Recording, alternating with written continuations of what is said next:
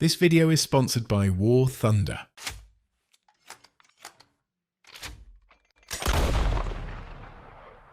Red Dead Redemption is about the death of the Wild West and the rise of government, law and civilization. Across 2 games and 2 doomed protagonists, Rockstar gave us one of the bleakest stories in gaming, with moments so dark they still haunt players years later. Today, we're digging up the darkest moments across Red Dead Redemption 1 and 2. And let's begin with number 2, which only feels right, being the prequel. Now, one of the darkest moments in Red Dead Redemption 2 comes early on in Outlaws from the West. We're first introduced to Sadie Adler. Starving, freezing and on the run, the Van der Linde gang stumbles into an abandoned mining town to shelter from the storm. Desperate for supplies, Arthur and Dutch head out to scout the area. And in the middle of that brutal, freezing cold, they run into Micah, who tells them about a homestead nearby blazing with light and noise. Found a little homestead down that way. Okay.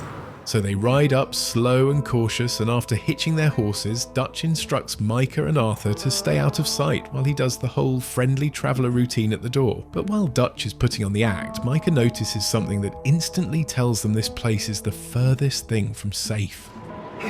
I got folks. Arthur. Dying on the trail. Arthur, we got a problem. Folks. There's a corpse right here. Now, I just Arthur, need some there's a body cans of food in the or wagon. something. I hear you. Just Gentlemen, keep your eyes on Dutch. There's a half-frozen corpse slumped in a wagon out front, barely any effort to hide it. We come to discover this is the body of Jake Adler, Sadie's husband, who'd already been dead for 3 days. The men inside turn out to be O'Driscolls, who start becoming hostile toward Dutch pretty fast. They start threatening him and it erupts into a shootout. Arthur, Dutch and Micah wiping them out in the snow. Afterward, Dutch has Arthur search the cabin for supplies. He finds some cans of food, but also the aftermath of what happened. Big old pool of blood on the floor here. I saw. Probably the poor bastard who lived here. Micah found a dead body in the wagon outside. Arthur can also find a photograph of Sadie and Jake on their wedding day. Oh. Looks like the poor bastard was married too. At some point. After deciding the fate of the last O'Driscoll hiding in the barn and calming the horse, Arthur leads it to a hitching post outside the cabin. But as he does, a sudden commotion is heard coming from inside. Micah's cornered a frightened woman who'd been hiding in the cellar, taunting her like the human disease he is. Get away from me! Micah, what the hell do you think you... Oh, the guy found in the cellar! Wild thing, ain't ya? Leave her alone! I wasn't doing nothing. She's one of them O'Driscolls. No, she ain't, Micah. Look at her. Miss, are you... Oh, you fool! Micah! Miss, now, it is going to be okay. Dutch manages to calm her down and gently take the weapon from her. He tells her they can bring her back with them and keep her safe, but by that point it doesn't really matter, because the life Sadie Adler had before that night is already gone forever. You okay, miss? They came 3 days ago. And my husband, they... Miss, you are safe now. And you can't stay here. You come with us. What's your name, miss?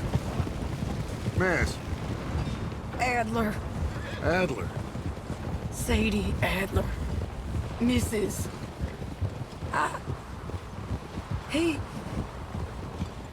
He was my husband. And from there, Sadie Adler is basically reborn. The grieving widow dies in that cabin and she becomes something else entirely. A ruthless, hardened gunfighter. They turned me into a monster, Arthur. But my memories of him, they still pure. Up next, we have the Iniquities of History, a stranger side mission that's seemingly just an help a sad old man who's lost everything kind of errand, and then swerves into something way uglier. Look at me.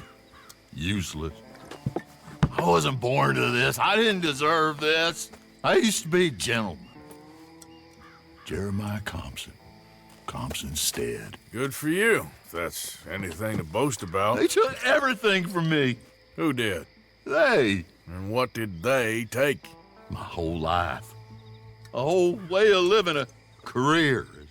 I stole a lot of things, but that's quite a lot to steal. Look at me here, living in the shit and in the mud. I'm sorry.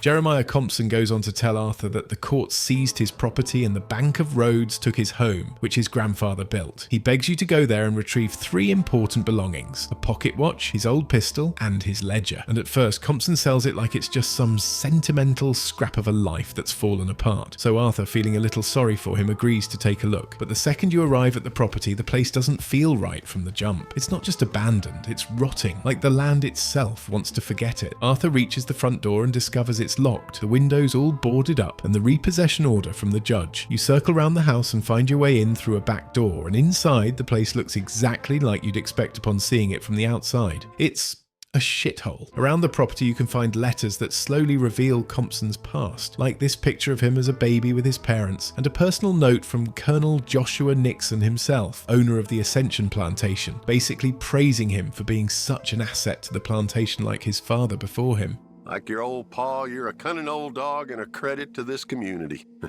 Yours, Colonel Joshua Nixon, the Ascension Plantation. So after Arthur finds Jeremiah's pocket watch and spots an old photo of him standing beside a trapdoor leading down into the cellar, a couple of squatters wander in, one wielding Compson's old pistol. We found this place first. Yeah. Easy.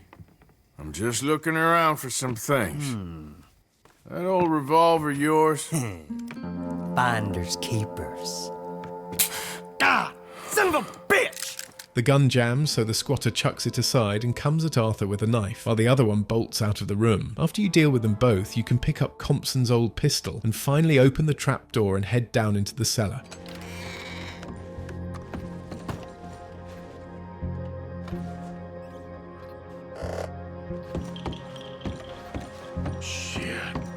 As he heads down into the cellar, Arthur's immediately startled by what he sees.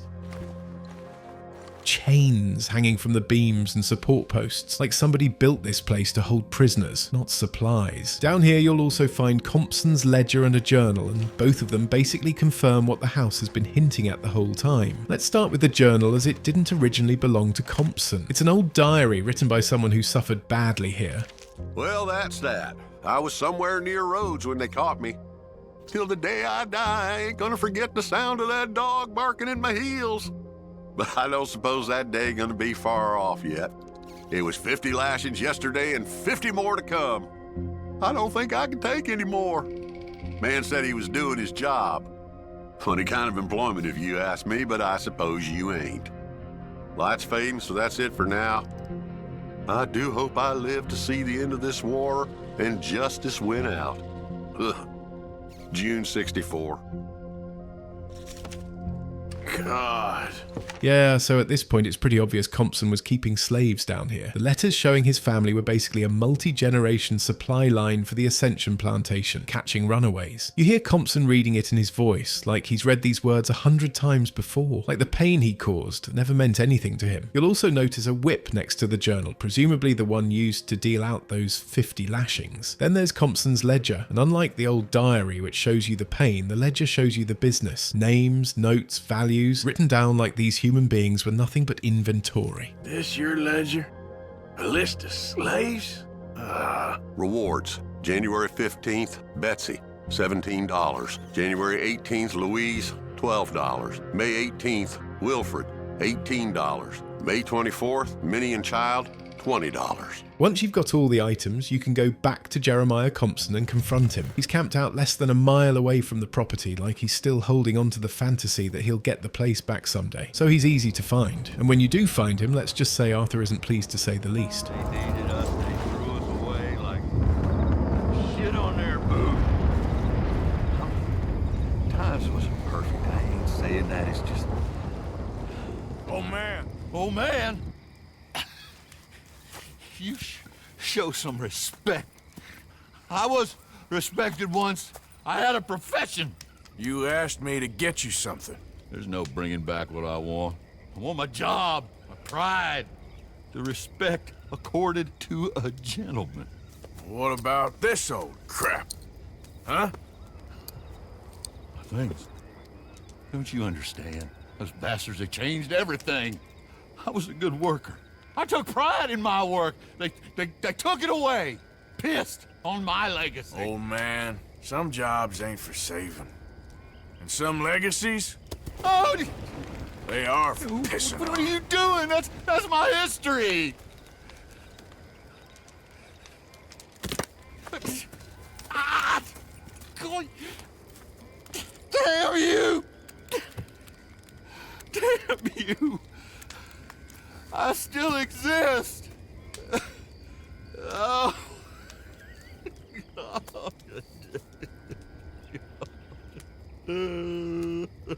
As he breaks down over the fire, not out of guilt, but because he's watching the last scraps of his legacy burn, Arthur's left with a choice: put him out of his misery, or walk away and leave him to rot.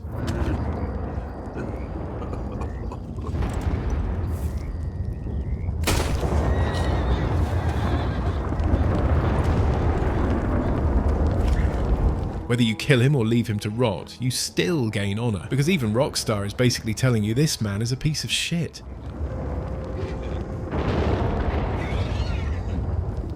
But before we get into the next one, I just want to take a second to thank this video's sponsor, War Thunder. It's the most comprehensive vehicle combat game where you can command over 2,500 legendary machines of 10 major nations, spanning from World War II classics to the cutting edge of modern warfare. You've got everything from armoured ground vehicles and fighter planes to helicopters and full-scale naval warships, and the best part is it's available for free right now on PC, consoles and mobile. What makes War Thunder stand out is the level of detail. Vehicles aren't treated like one big HP sponge. Each and every one is modelled down to individual components like the engine, fuel tanks, weapon systems and more, meaning well-placed shots can disable specific parts, which makes it incredibly immersive and realistic. War Thunder strikes that sweet spot between arcade and realism. Battles feel tactical and intense without being overwhelming, so it's easy to jump into, but there's real depth once you start learning how different vehicles, armour and ammo actually behave. And when a vehicle gets destroyed, the game shows you exactly what happened with its X-ray damage camera. It gives you a surgical breakdown of the shot. You'll see where the shell penetrates, how it fragments, and which modules or crew members it takes out. And it's not just a cool visual, it's a huge learning tool that helps you understand weak spots and damage mechanics in real time. There's also a ton of customization options, so you can personalize your vehicles with decals, camouflages and decorations, including community-made ones to give your vehicles your own style. Get started for free and join a worldwide community of over 95 million players by using my links in the description or pinned comment, and play War Thunder now on PC, PlayStation, Xbox or mobile. Get a massive bonus pack available on PC and consoles for new and returning players who haven't played in at least 6 months, including the exclusive Eagle of Valor vehicle decoration, 100,000 Silver Lions and 7 days of premium, available for a limited time only, so don't miss out. Now back to the video. We've got the Aberdeen pig farm, easily one of the most unsettling encounters in the entire game. What starts off as a seemingly overly friendly normal couple ends as a full-blown backwoods horror story. While riding through Scarlet Meadows, you'll come across a lonely little farmhouse tucked away from everything, the Aberdeen pig farm, and as you pass by, almost immediately you're greeted by Bray and Tammy Aberdeen. They invite Arthur inside for dinner and a good time, but from the jump it's obvious something's a bit off about the two. Don't be shy, partner. No such thing as a stranger here. Hey, mister. Well, you look like you need to take a load off. Well, ain't this a rare treat? Why didn't you tell me we had guests coming? I'd have fixed myself up nice. Oh, now you know you look perfect, princess. I ain't no guest, miss. I'm just passing through. Oh, nonsense. Well, come on in. Rest a while. Now, we got food on the stove and a bottle of the good stuff we've been saving. It's decided then. I'm gonna go freshen up. I appreciate the offer, but I best be on my way. Oh, come on now. How you gonna turn down a hot meal and good company? I'll go open that bottle. So up until this point, nothing's too alarming. Just a couple of friendly oddballs on a farm excited to see you, since they probably don't get many visitors here. But the moment Arthur steps inside, that's when it starts getting genuinely uncomfortable, as Bray hits him with a request that's way too personal and way too strange for someone he just met. Hey, there he is. Come on in. Come on. I hope she ain't primping for hours up there. We'll never eat. Go check on her, will you? Me? Well, sure. Hey, Hey, get to know the place. Make yourself at home. Well, just go hurry her up a little. She won't listen to me. Look, I'm sure she'll be down in a minute. Oh, you don't know her like I do. Married to that mirror, that one. Go on, partner. She won't mind. Bray basically asks Arthur to go upstairs and check on Tammy because she takes forever getting ready, which is already insane because, brother, I met you 10 seconds ago. Why the hell are you sending me to fetch your wife in her bedroom? On the way up, if you start snooping around, you can open a cabinet upstairs before checking on her and find something very disturbing inside. Sick sons of bitches. Arthur finds a human skull and bones tucked away inside like it's just another household item, and you can actually confront Bray and Tammy about it before you sit down to eat with them. Well, look who it is. You are hungry, ain't you? I didn't mean to intrude, miss. It's all right. Looking ain't a crime. You go on and have a seat at the table. I'll be down in a minute. I found some bones in an armoire. What's that about? Oh, you met Mama? She always did love visitors. We like to keep her here with us. She casually explains that the bones belong to her mother as they like to keep her in the house with them. And right next to the armoire where the bones are, you'll notice a framed photo of a man and a woman. And yeah, it's pretty clearly meant to be her mother. And when you confront Bray about it, he pretty much parrots the same line, like it's totally normal to keep your mother's bones in your house. She'll, be down in just a minute. Woohoo! That is what I like to hear. Hey, now pull up a chair, partner. So, I opened the door up there and saw some bones. Human bones. Oh, that's my mama. Rest in peace. I just couldn't bring myself to bury her. This way is better. Hey, pull up a chair, partner. And that's when it clicks that something's seriously off here, because how can those bones belong to both their mothers unless they're siblings? And you've just walked into the wrong kind of family dinner. That's it. Let's settle in. Make yourself at home. Oh, hey! Hey! Ain't this just about perfect? One of them moments you wish could last forever. Well, like I said, I can't stay for long. Now look at us, like a couple of old friends. It's a short life, but a merry one. Here we are, all the fixins'. I hope you boys left some room in your trousers. That smells delicious. The food don't smell too bad neither. Oh, stop it, you! How do you like it? It's good. Different.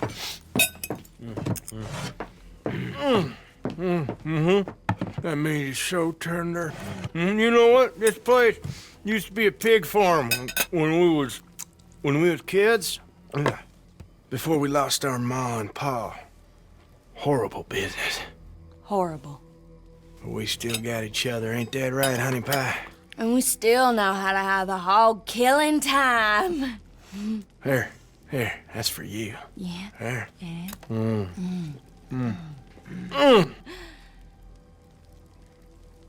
Where are my manners? Drinks. Yeah, I could definitely use a drink.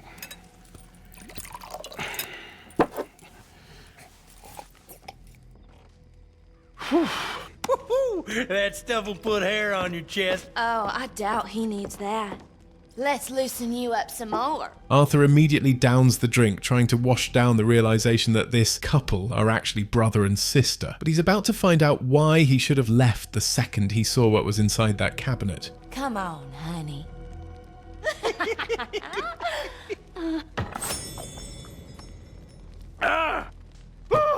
What the hell is that? It's an old Aberdeen home recipe. That one right there is in 1894. Feels like someone's stabbing me in the head. Come on, I thought I had a man here, not a boy.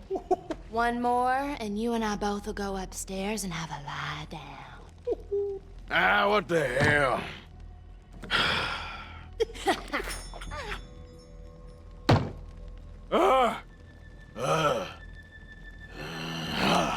Oh, about time. Now take whatever cat she has on her and put it behind Mama.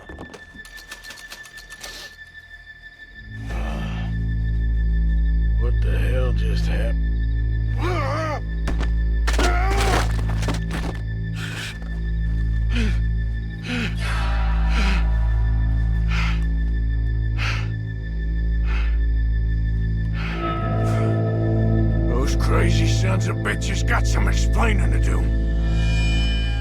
After downing the spiked drink, Arthur wakes up in a shallow mass grave surrounded by bodies and human remains. Not only that, he's been completely robbed blind with all his money being stolen. That's when it becomes painfully clear the Aberdeens have done this to a lot of people. Over the course of their sick little routine, they've killed at least 11 people, robbed them and dumped them into this pit. They figure the poison was enough to finish the job, so they dump Arthur in the pit and leave him there. But of course Arthur isn't that easy to kill and manages to drag himself back up. From here you can head straight back to the farmhouse to get your revenge and take your money back.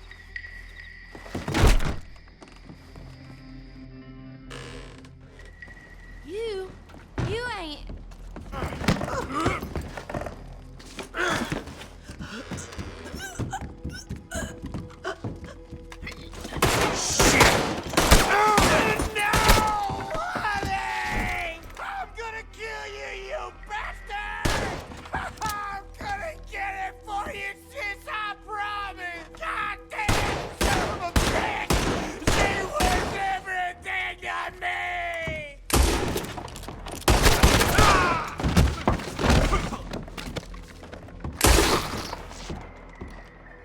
With Bray and Tammy taken care of, you can finally get Arthur's money back stashed behind a painting of their mother, and also a little extra from their previous victims. Overall, it's one of the most disturbing encounters in the game, and the only real silver lining is knowing they won't get another victim. Up next, we've got the Braithwaite secret, a hidden tragedy tied to one of the most powerful families in the region, showing how far they'll go to keep up appearances. During the course of True Love in Chapter 3, Beau will say this to Arthur. Our families, the Greys and the Braithwaites, we bury our secrets, and we bury them deep. Your secrets and your treasure. You know, Catherine Braithwaite's got a daughter. No one's seen her in years. She weren't right, you know, and Penelope said... I ain't heard about daughters. I heard about gold. He reveals a secret that Catherine Braithwaite, the matriarch of the family, has a daughter no one's seen in years, and that she weren't right. That daughter he's referring to is called Gertrude Braithwaite, and if you're curious enough to go looking, you can find her locked inside a tiny outhouse, isolated from the main manor. Penelope, you bitch!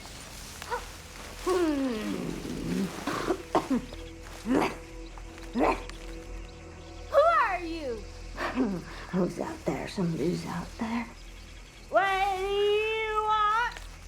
If you peek through the crescent moon cutout, you're met with a face that explains the family's shame. Want a kiss?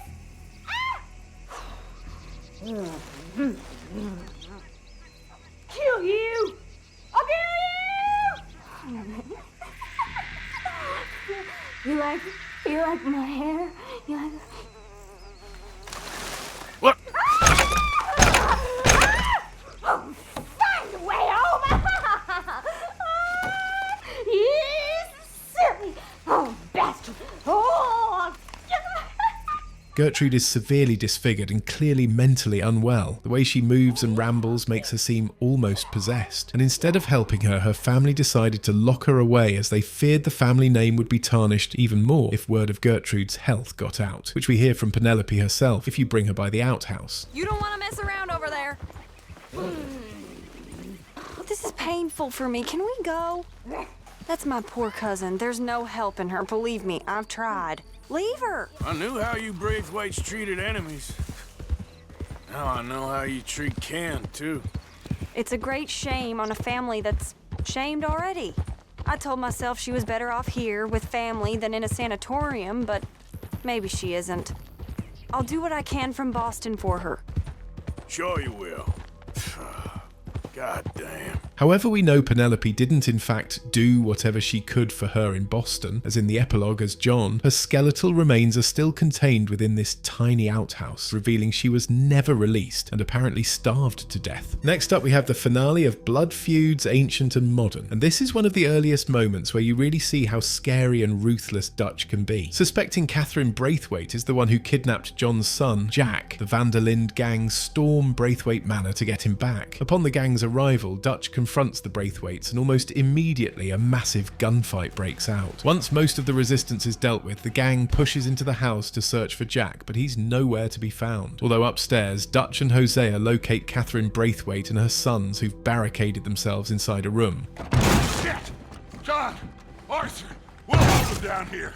We got more coming in! After fighting off the extra Braithwaite men, Arthur and John manage to force their way into the barricaded room. Two of Catherine's sons are killed on the spot trying to defend her, and with nowhere left to hide, the matriarch herself, Catherine Braithwaite, is dragged out and interrogated. And this is where we see the truly cruel and dark side of Dutch we recognise from the previous game come out. You want me to kill you too, old woman? You bastards! Where's the boy?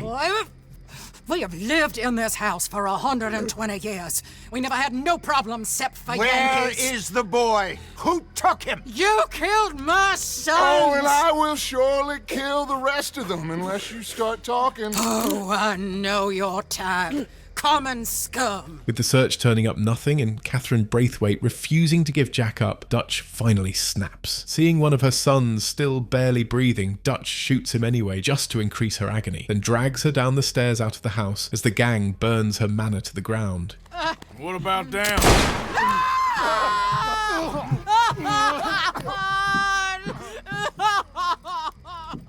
Now let's get this hag outside. Any more of her sons to deal with? No, reckon they're all dead. That's right. Burn this dog to the ground. You boys sure Jack in here? We searched everywhere, Dutch.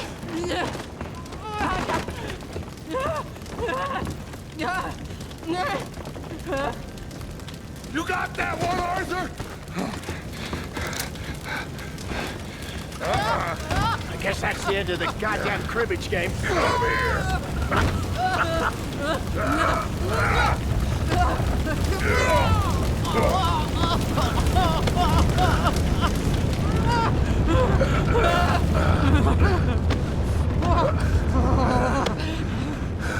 Put me down, you damn Yankee! There you go. Catherine finally breaks and admits her sons sold Jack to the wealthy businessman and crime lord Angelo Bronte. And surprisingly, Dutch decides not to kill her, which almost feels like mercy. Until the second the gang turns to leave, Catherine runs straight back into her burning home, and that's where she ultimately dies. What we doing with her? Leave her. I told you she was crazy.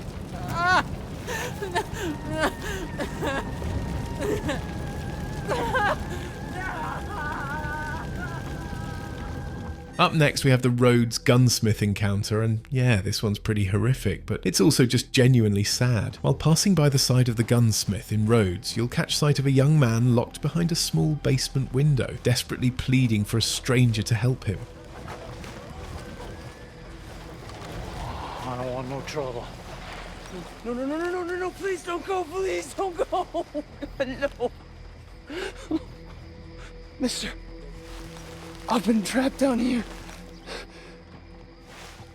Why are you dressed up like that? I've seen some sick perversions in my time, but this one might take the prize. No, wait, please. You gotta help me. It's that crazy gunsmith. He made me dress up like this. He's got me chained to the goddamn bed. You gotta do something, please. He's never gonna let me go. Please, you gotta get me out of here. I'm telling you the truth. He's got me chained up. Do something, please. He's sick in the head. After interacting with the young boy, Arthur is able to confront the troubled gunsmith owner, Jasper Feeney, who tries to play it off at first, insisting it's a family matter and none of Arthur's business. Welcome. Your first time in my shop?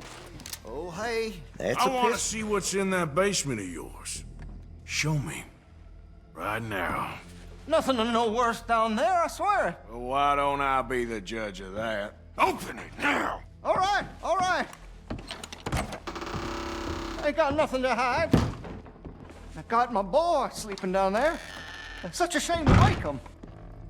You know, you could always come back after he wakes up.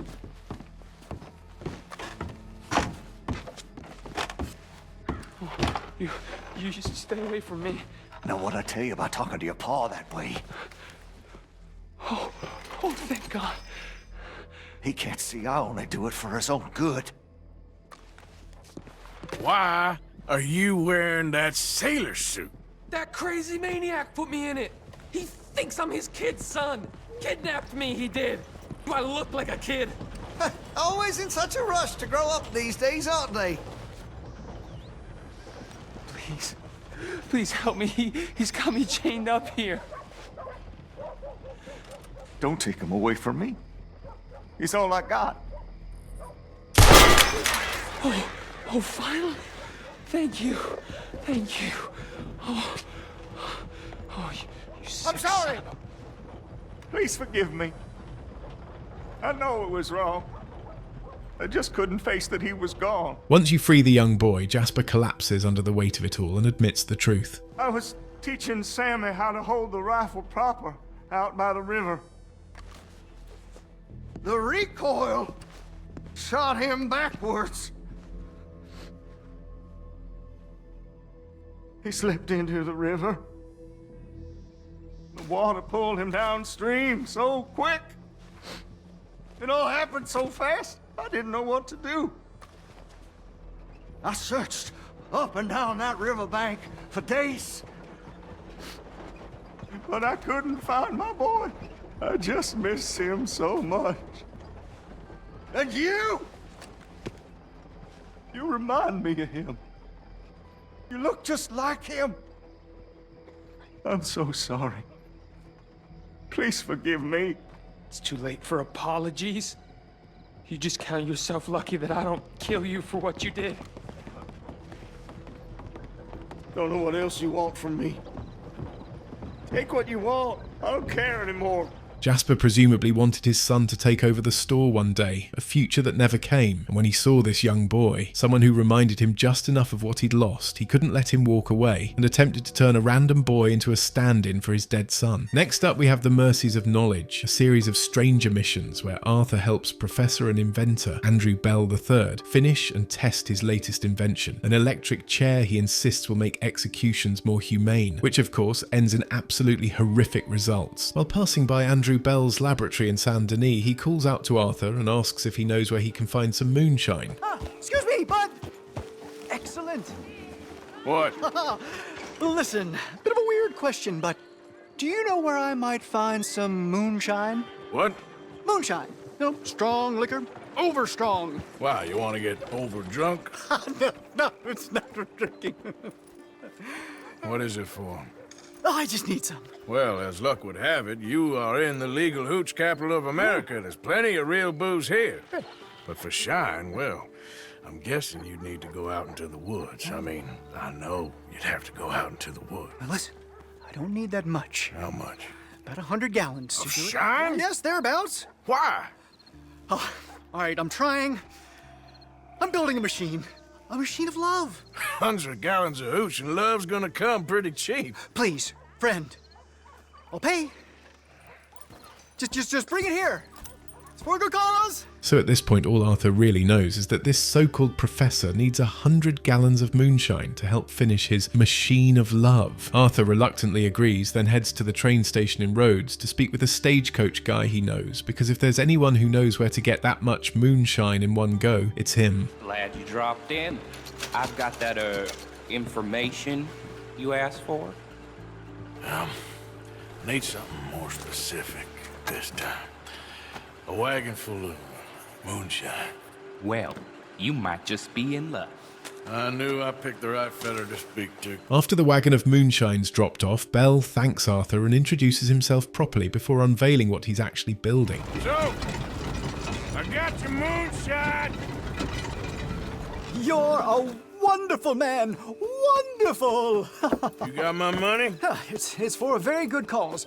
My name is Professor Andrew Bell III. Perhaps you've heard of me. Can't say that I have. Oh, I'm an inventor. Maybe you've read about me. I don't read much. Oh, well, that's too bad. Oh, yes. You got my money? Oh, well, it is the most wonderful invention, friend. Oh, you, sir, have done a great deed. All I've done is get some creep a lot of drink. Creepers. Excellent. No nonsense. Now, you've helped me develop the most humane machine imaginable. A way to induce calmness to our most troubled souls. A way to end the barbarity of a public hanging. Oh, so humane. What are you talking about? The electric chair. What? You see, it's a chair full of electricity. It's quite fascinating. It calmly and peacefully dispatches sinners to face judgment. Yes, judgment. Yeah. Where is it? Well, it's in my laboratory. The next thing I need is a demonstration. A public one. Huh. Do you know the police chief? As well as anyone. Oh, wonderful!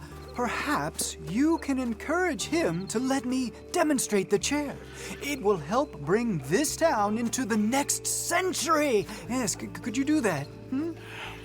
Since he needs approval from the Saint Denis police chief, Bell sends Arthur to encourage, or in other words, bribe him for a permit to test the machine on a criminal.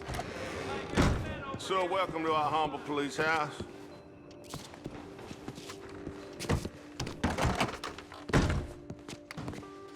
Chief, I'm representing the inventor of a humane execution machine, an electric chair, and he wants to demonstrate his invention here. Ah, I'm familiar with the man and his work. Tell you what, I'll give you a permit, but it's gonna cost you $100 in fees.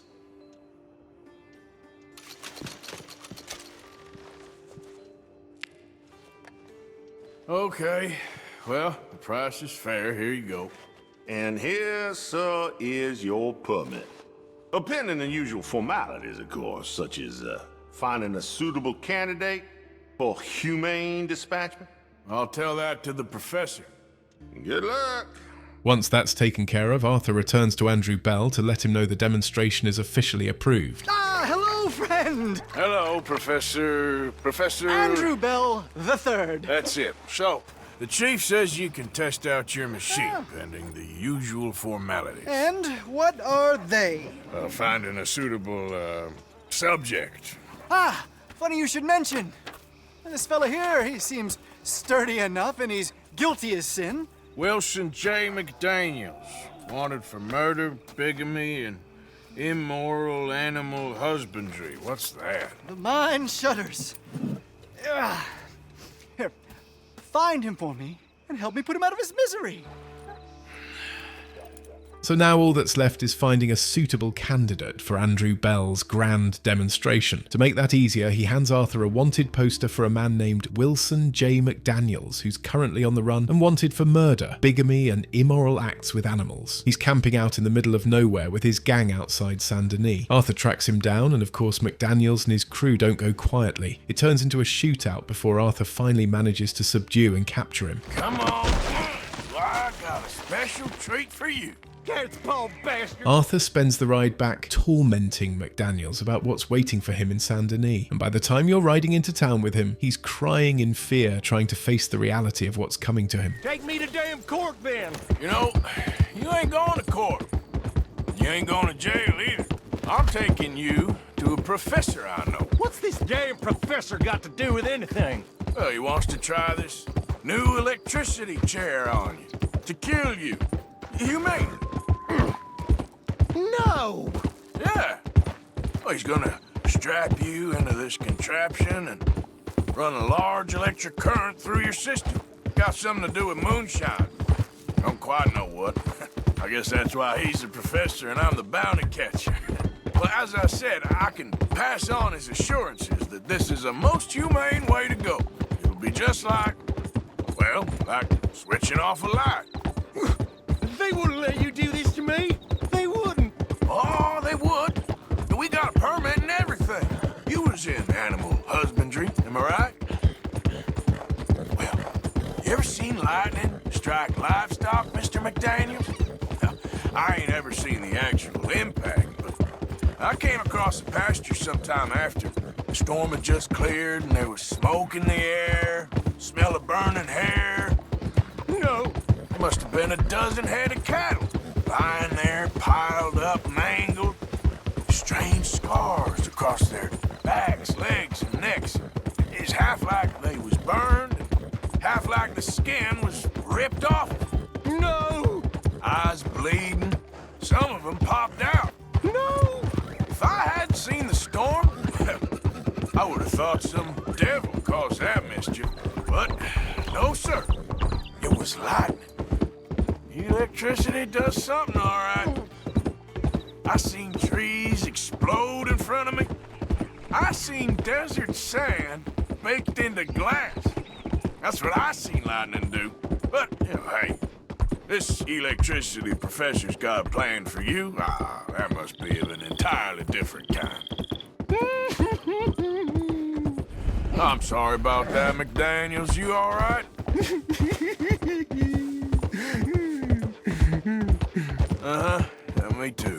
Well, you'll be happy to know we ain't got far to go. Hold on tight now.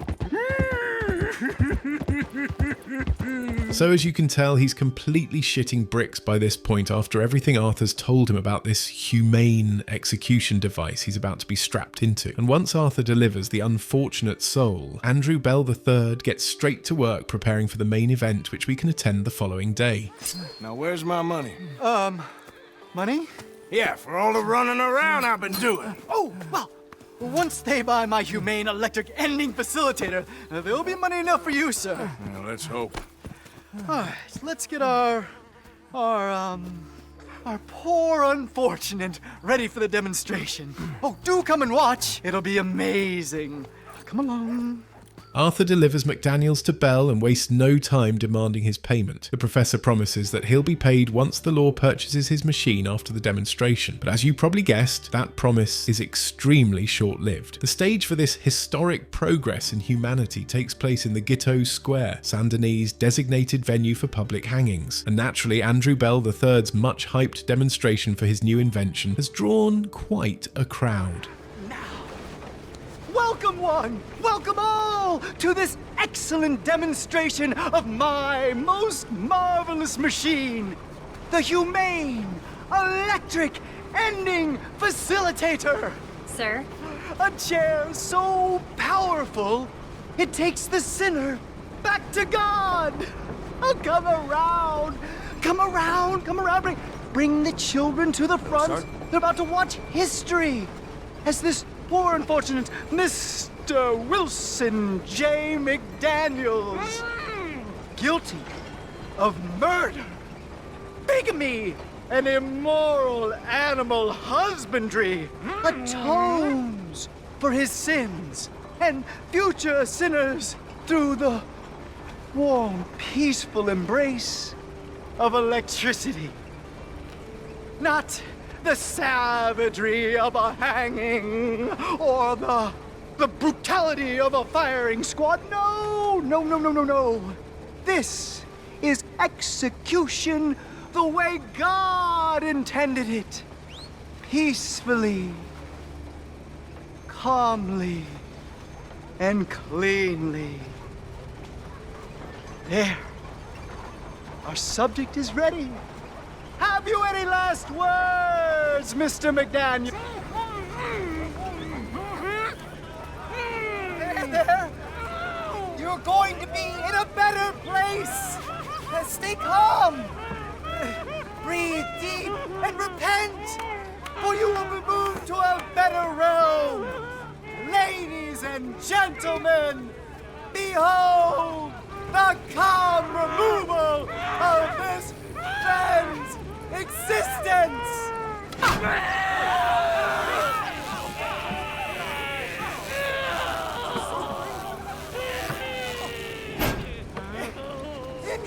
Incredible! He's nearly dead! So humane!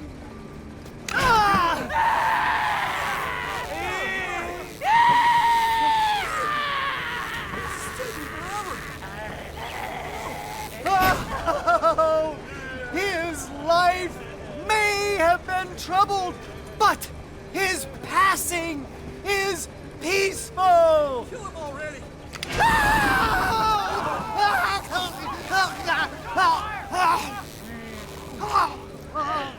Somebody shoot me, please.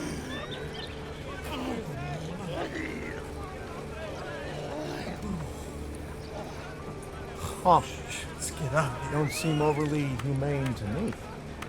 I think it's mighty fine.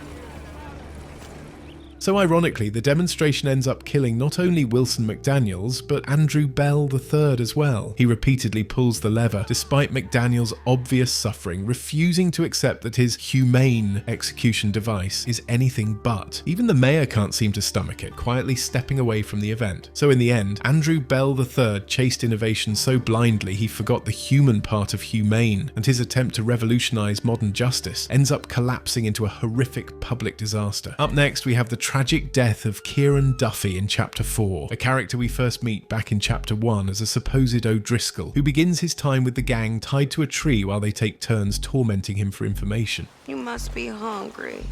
Like you wouldn't believe. Well, I'll leave this here then. In the dirt. You sick bastard!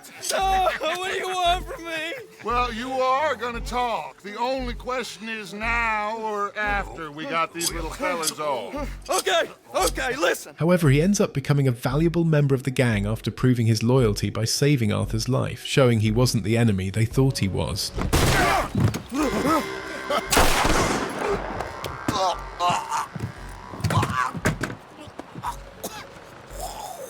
You all right? Sure. Thank you. From that moment forward, he's seen as one of the gang rather than a hostage, and finally when the gang actually starts warming up to him, he gets brutally kidnapped. After Jack is returned home safe, the camp throws a big celebration at Shady Belle. If Arthur hangs around camp long enough during Jack's return party and doesn't head to bed, a clearly drunk Kieran will eventually wander over to Arthur, triggering what unknowingly becomes their final conversation. You fellas certainly know how to have fun, Mr. Arthur. Sure. If I had stayed with O'Driscoll, you'd have probably killed me by now. You ever think of that? We'd have both died at 6 Points Cabin. Yes, that's true. Oh, brother, I am really drunk. After this, Kieran drunkenly wanders off and eventually turns in for the night. And the next morning you wake up, you can't find him anywhere around camp, like he vanished into thin air. At some point during the night, while the camp was asleep, Kieran was captured and taken by the O'Driscolls. What they do to him goes far beyond retaliation, and a few days later his headless corpse is sent back to Shady Belle on horseback. What is that?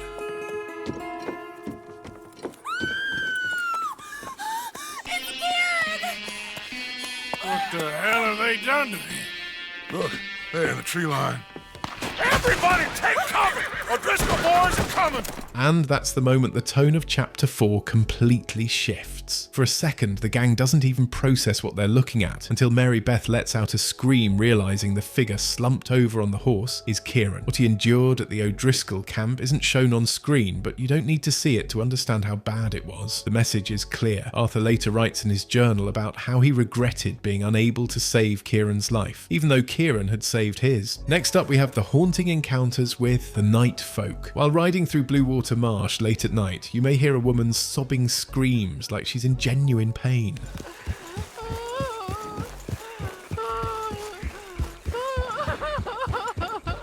So you follow the sound through the marsh, and the crying becomes even more desperate, basically frantic.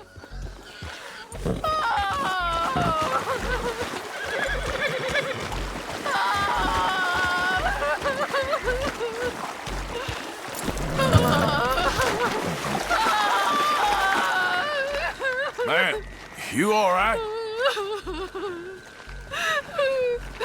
Ma'am? You okay, man? Talk to me. I'm not gonna hurt you. Oh, shit!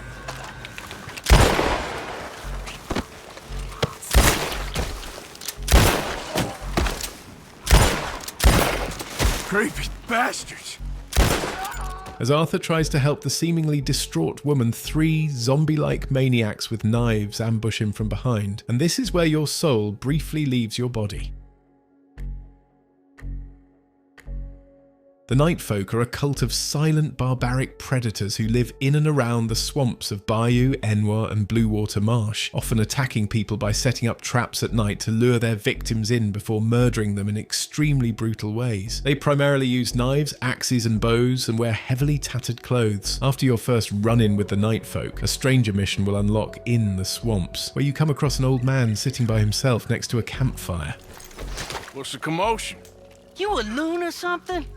This Night Folk country. Night Folk? I can look after myself. Okay. Maybe you should clear out, though, if you're so troubled by things of the night. It's Night Folk. And I would, it's just... they on my property. The scrawny old fellow says that the Night Folk have overrun his home and asks for your help clearing them off the property. And as Arthur follows him through the marsh, you're met with the kind of sights that make you question if turning back is the smarter move. Night Folk. Ooh, they bad people. Bad folk. Animals, a lot of them. You know, I ain't never heard no Night Folk speak. There's not been one peep out of no Night Folk. Not that I ain't heard it, at least. Imagine not uttering a sound. Can you fathom that? What kind of evil don't make no sound? Oh, hell. Look at that. He fresh. You see what I mean? This Night Folk work.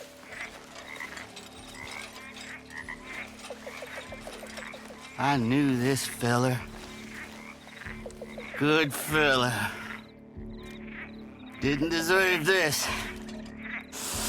Now, come on.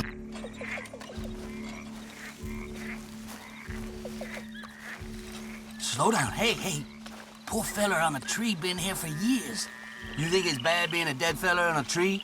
It's worse when you're a live one with a stick through you.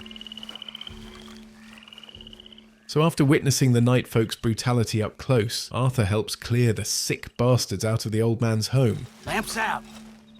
They might not speak, but they sure can see. And if you move fast, you can save a man they were seconds away from turning into swamp decor. Oh, they got someone.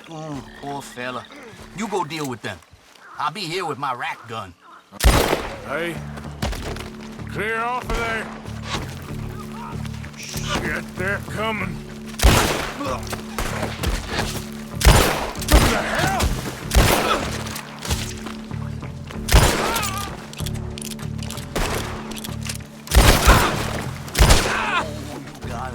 You got him all right.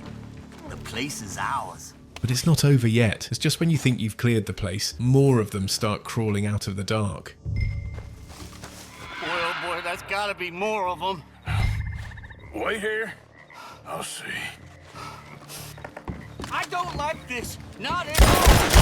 Oh, no. More. Please!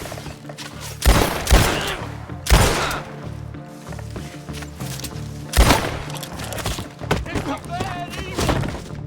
No!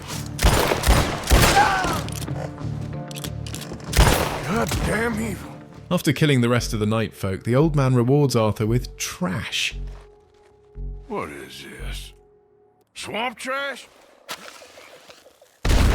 You can also find hanging corpses in their territory, and inspecting them triggers an ambush almost instantly. They weaponize curiosity, using the dead to lure in the living. We don't know where the Night Folk came from, why they're so bloodthirsty, or why they never say a word, but every encounter with them feels like a horror game. Up next, we have the death of Molly O'Shea at the end of Chapter 5. By this point, the relationship between Dutch and Molly is a one-sided, toxic partnership defined by neglect, unmet expectations, and jealousy. Molly left a wealthy life in Ireland for romance and adventure with Dutch, but as the gang faces pressure, Dutch continuously ignores and neglects her. Dutch? Yes?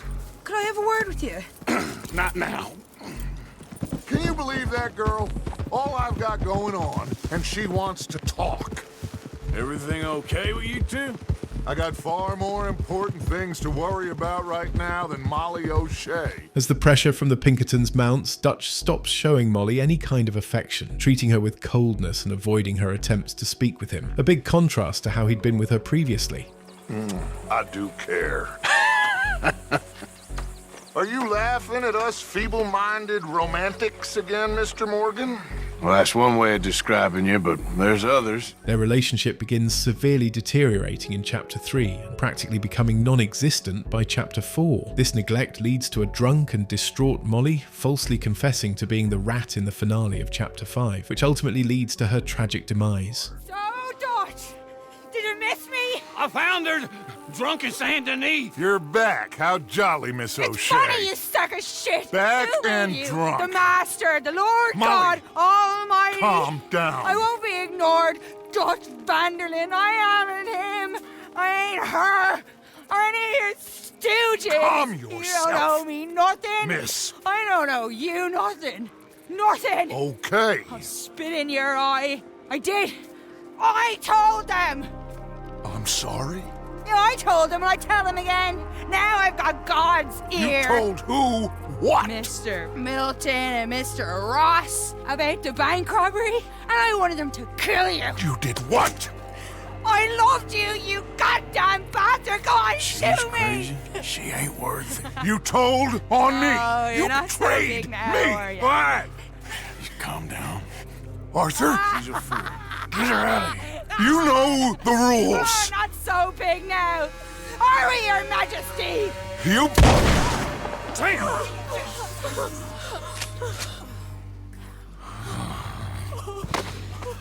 She knew the rules, Arthur. What the hell is wrong with you? Mr. Pearson, Mr. Williamson, get this body out of here and get it burnt. Okay. Now get back to work, all of you! Quit your lollygagging! Get back to work! As a final, desperate act of defiance and vengeance born from extreme loneliness, intoxication and jealousy, Molly decides the only way to get through to Dutch is to wound him where it matters most, his trust. She wanted him to feel as hurt and betrayed as he'd made her feel, even if it meant painting herself as the villain just to finally be seen by him. Next up is the serial killer stranger mission called American Dreams, which is a funny name for it because this side quest is straight nightmare fuel. While exploring the beautiful lands of the dying West, Arthur can stumble across 3 grisly crime scenes where you'll find dismembered corpses strung up, chunks of human remains scattered around, and these smug little messages from the killer. If you properly investigate each one, Arthur can recover a piece of a map pulled from the murdered victims' severed heads.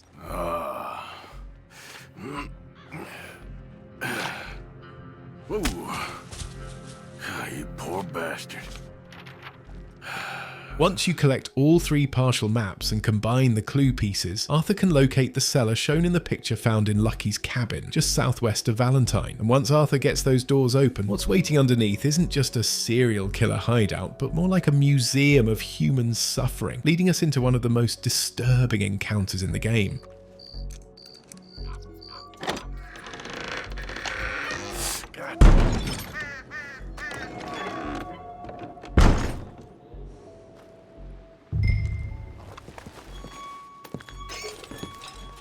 As soon as Arthur cracks the basement doors open, he flinches at the smell, and it's no wonder why. Inside we're met with a serial killer's workshop filled with his little projects, and in the back room we uncover his twisted shrine where Arthur has a knife to inspect.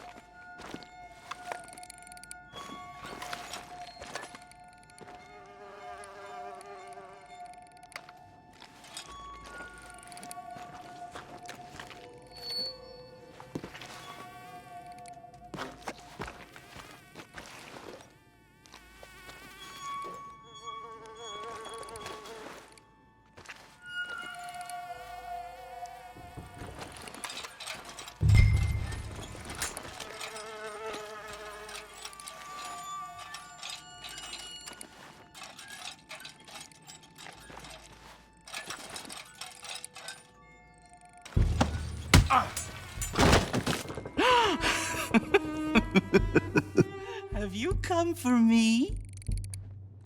Or was this all nasty surprise? Or maybe it's both. Maybe it is a nasty surprise, even though you knew I was going to be here. Which is it?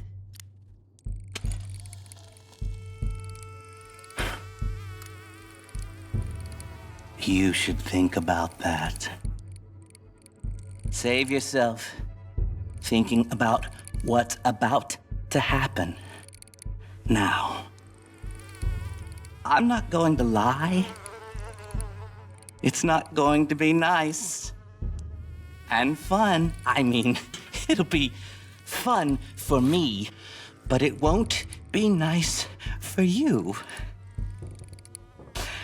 At least, no one's found it nice so far. Maybe you'll be the first.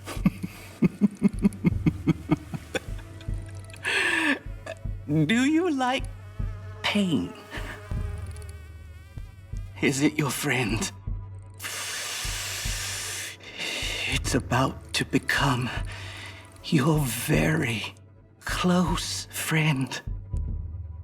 Very close. But when it's over, release. Glorious release. Now, there's no point fighting. You might as well try and relax a little bit.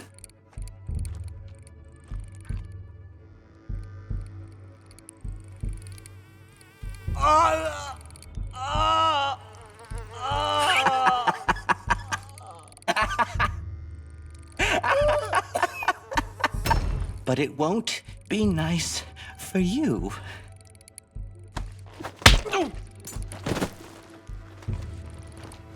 Look at you, you're a joker. Waste of my time.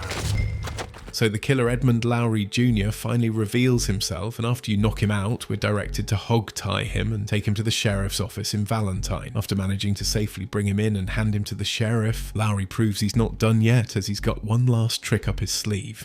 Found that fella you were looking for? Which fella? Fella been...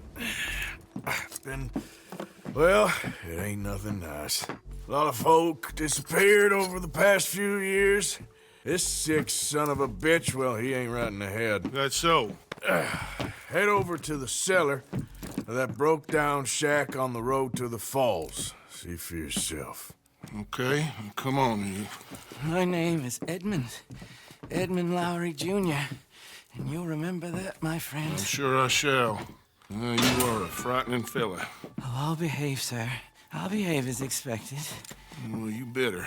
And I'll get you a lawyer, don't you worry about that. And you get in that cell, calm as you be. Get him off me!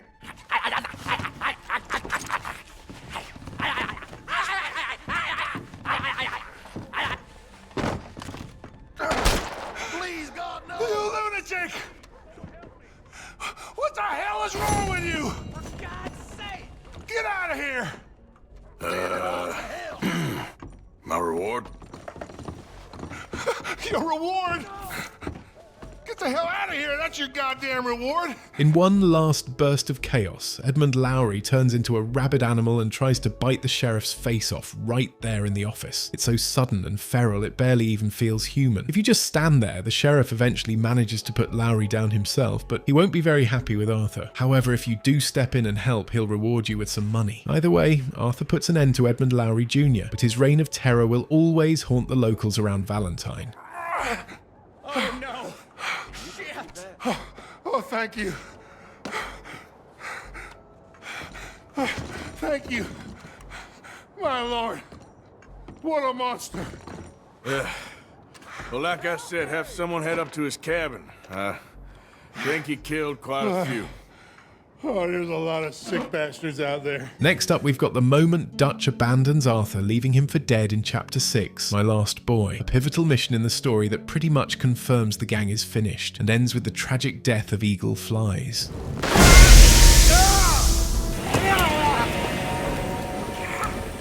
We got one! A white one! Dad? I need help! I need help!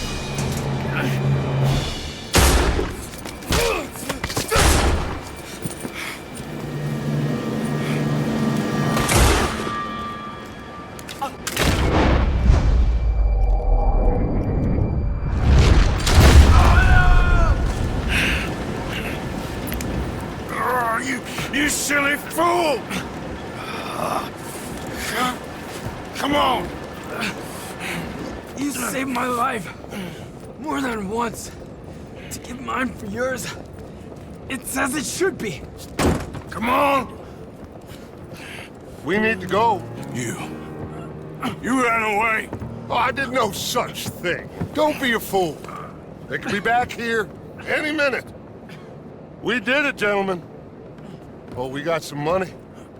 Arthur confronts Dutch, but he denies it like Arthur imagined the whole thing, telling him not to be a fool, even though it was obvious. It's the most Dutch response possible. The man basically pioneered gaslighting. And on the ride back to the Wapiti Indian Reservation, Arthur and Charles discuss Dutch leaving him, and how far Dutch has fallen from the man he used to be. You know, Dutch is... I guess my thinking is he used you. He wasn't trying to help anyone but himself and his own crazy principles. We're grown men. Nobody made us do anything. Maybe I'm talking for my people as much as for yours. We saw he turned crazy and we couldn't believe it and we followed him anyway. You okay, Charles? Not really. All this death, and for what? Just so we can have enough money to be able to run away from what we've done?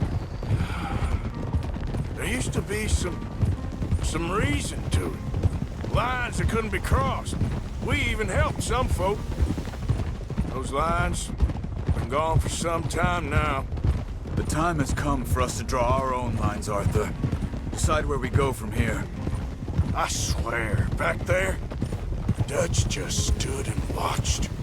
If it wasn't for Eagle Flies, I'd be... I know. I feel like he's descended into the kind of man he told us never to be. Maybe. He's just become more who he really is. I don't know anymore. I just feel like a fool. That money, those bonds, whatever it is, I don't want a cent.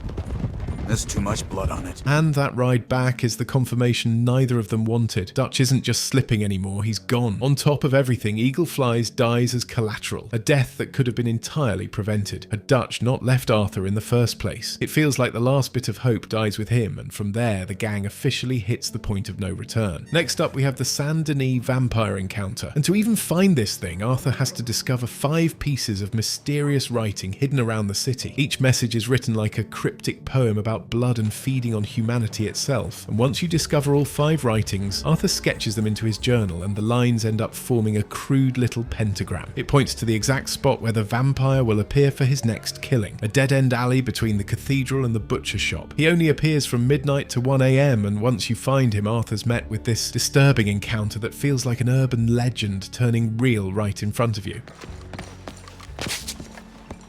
So, you found me.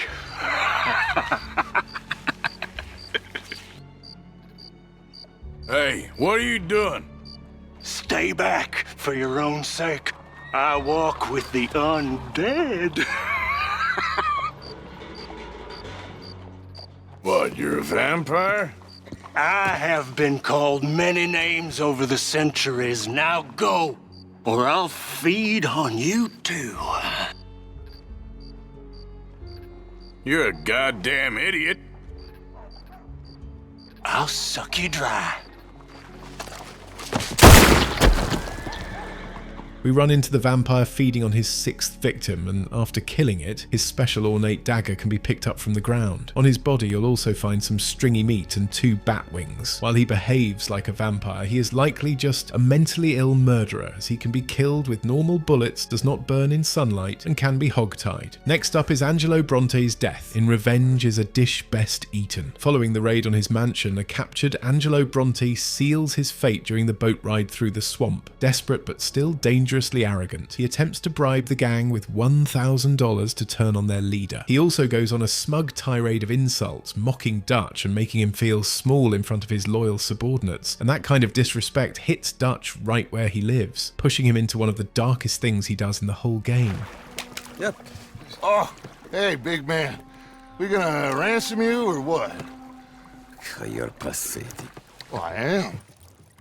Because from where I'm sitting, you're the one deserving of pity, my friend. All your men, all your money, it weren't no match for a bunch of bumpkins. You are nothing. You do nothing, you mean nothing, you stand for nothing. Me, I run a city. And when the law catch up to you, you will die like nothing. I am this country. You are what people are running from. I possess things that you will never understand. You don't even possess your own men. $1,000 to the man who kills him and sets me free. What are you gonna say now? They are even bigger fools than you. No doubt. The law will find you. Already, the dogs are on the way. Oh, yeah. Oh, you're right. You are so right. They are good at smelling filth, huh? So filth has got to be disposed of. Our friends the Pinkertons are gonna come and rescue you, you repulsive little maggot.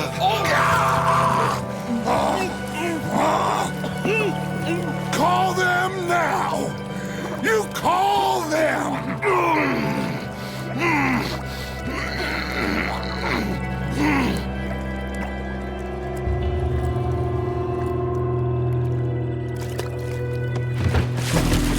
Jesus. Part of your philosophy books cover feeding a fella to a goddamn alligator, Dutch. The part that covers weakness. That part. I don't know. Well, I do. It ain't nice. I know it.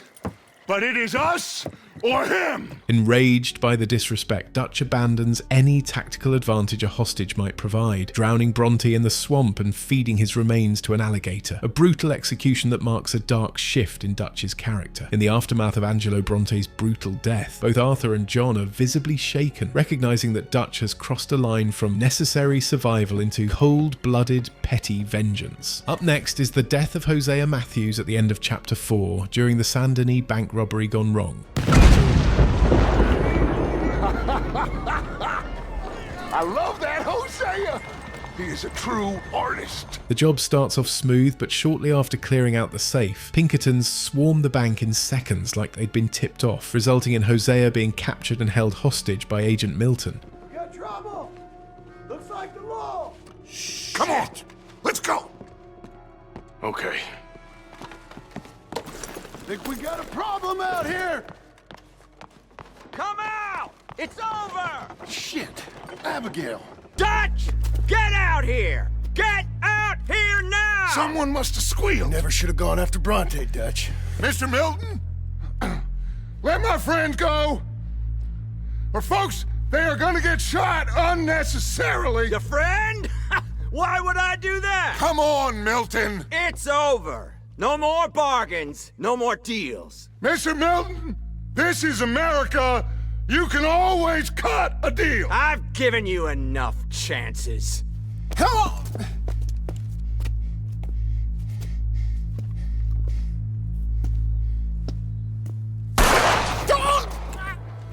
No! God damn it! There's your deal, Dutch. Hosea. Hosea! God damn it! Kill those bastards!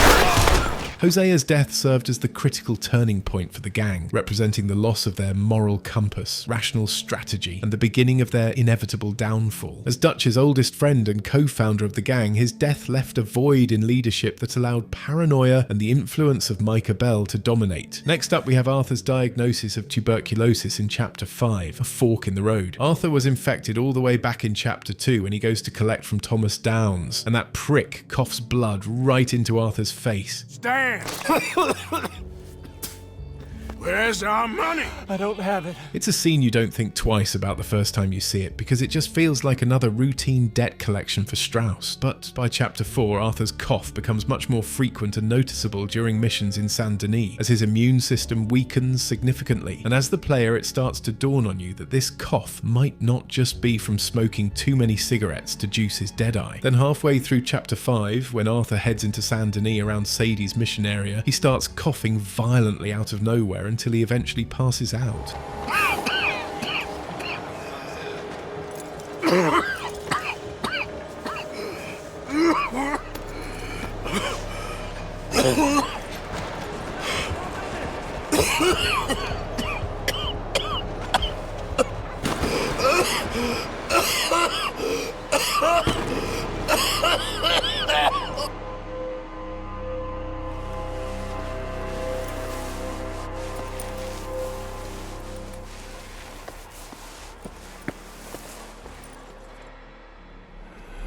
Mister, are you okay? Mister, are you okay? Are you okay, mister? Mister, you don't look so good. Let's get you to a doctor.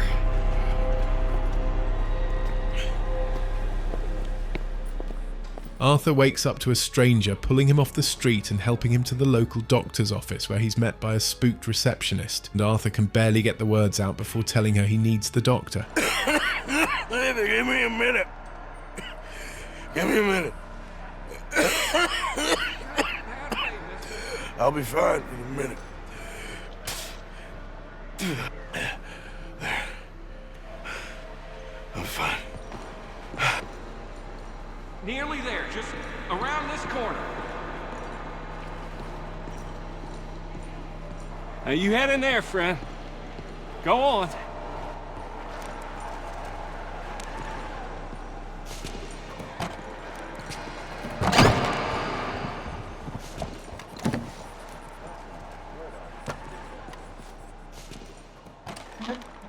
Can I help you? I need a doctor.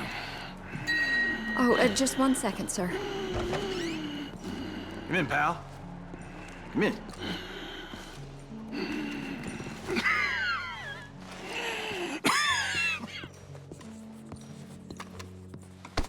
Mister, I need some help. And so it seems. And that's Dr. Mister to you? I'm sorry.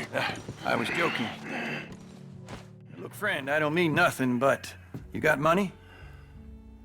I mean, before I start treating you, 'cause I got a family. Yeah, I understand.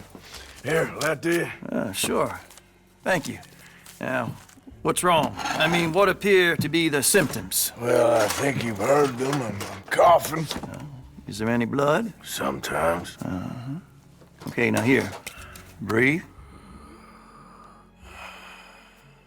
Again.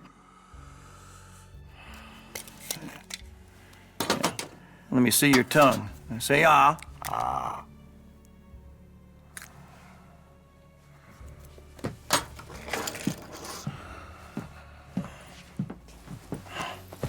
What is it?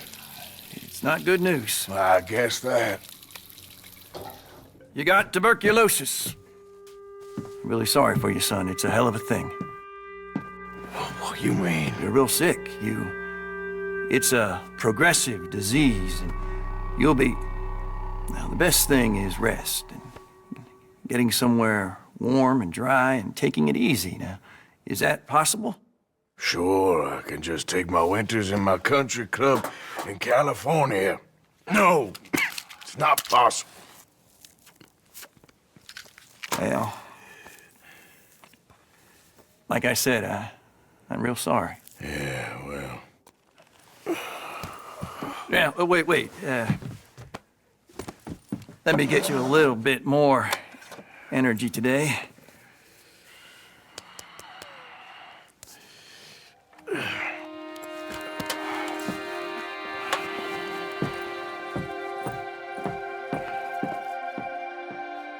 The doctor delivers the news with a chilling clinical bluntness. In 1899, tuberculosis wasn't just a sickness, it's a death sentence. As Arthur steps back out into the streets of Saint Denis, the world feels suddenly alien and muffled. Arthur goes into a trance-like state where the bustling city becomes a ghost town and the echoes of significant things said to him begin to haunt the silence.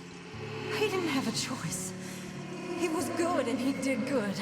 It's the moment the invincible Arthur Morgan finally meets an enemy he can't outshoot. And from here, everything hits completely different because you can actually feel Arthur's mortality. And that ticking clock finally brings us to the most painful moment in the entire story, Arthur Morgan's death. It starts with Arthur doing the one thing Dutch never would. He rescues Abigail from the Pinkertons. And that's where he finally learns the truth. Micah Bell was the rat, not Molly, not some outside informant. Micah.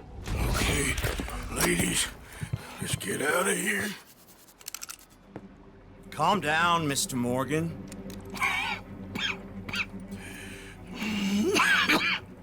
That's quite a cough. Sure. Tuberculosis. I'll be dead soon. And you with me, Mr. Milton. You'll be dead. Sure. But I'm gonna be just fine. We offered you a deal, Mr. Morgan. You should have taken it. I'm a fool, Mr. Milton. Not all you boys have quite so many scruples. Old Micah Bell. Micah? You mean Molly?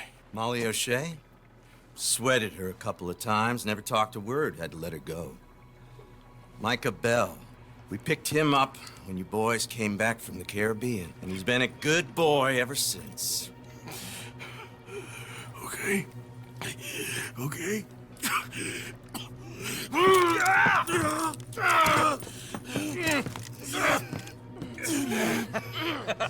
You're losing your strength, Mr. Morgan. You're still a yapping dog, Mr. Milton.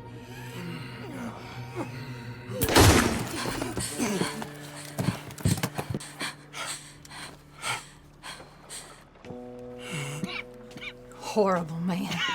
After sending Abigail and Sadie to Copperhead Landing to reunite with Jack, Arthur rides back to Beaver Hollow to lay it out straight. And when he reveals Micah's the one who's been feeding Milton information, Dutch, who's basically in Micah's pocket by this point, pauses instead of backing Arthur, and the camp immediately divides.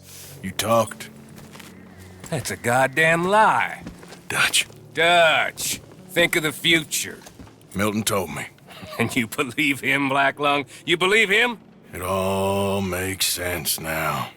No, it damn well doesn't. Dutch, think. Dutch, be practical now. Dutch! John? You left me! You left me to die! My boy, I didn't have a choice. John, I didn't have a choice. Left me! All of you, you pick your side now because this is over. Oh, them years, Dutch. For this snake. Oh, be quiet, cowpoke. Be quiet. You live in the clouds. No, you be quiet, Mr. Bell, and put down your gun. There's Pinkertons coming, fast! Now!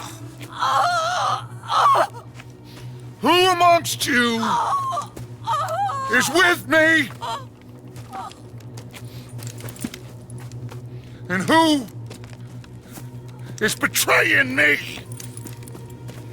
Bell, Javier, think for yourself. He's lying. He's lying! Put your guns down! God damn it! Move! You ready, John? Before it can even fully explode, the Pinkertons storm Beaver Hollow. The last broken pieces of the gang fire back in one final desperate stand. And in the chaos, Dutch does it again. We gotta go! Come on! They're all yours, Morgan! He leaves Arthur for the second time, fleeing with the others by road, while Arthur and John escape through the caves, Arthur coughing violently and barely holding himself together. It honestly hurts to watch. Are you all right, Arthur? I'm with you. Keep going. They make it out to the road and mount their horses, but the second they start riding, Dutch and Micah are already pursuing, while the Pinkerton Detective Agency are closing in fast. Eventually, Arthur and John's horses are fatally wounded by the Pinkertons, and if your bond is high, Arthur actually takes a moment to comfort it and say thank you before it dies.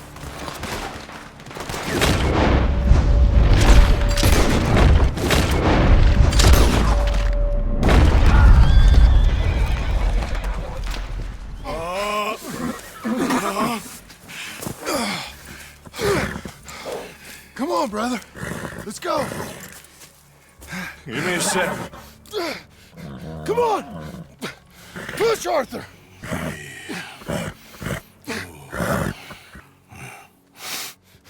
Thank you. Arthur! I'm gonna get you out of this bullshit if it's the last goddamn thing I do. Thank you. From there, Arthur and John are forced to head into the mountains on foot, but by this point the tuberculosis has taken over as Arthur can barely breathe now, and eventually he hits his limit, telling John he can't go with him any further. Let's go! Come on!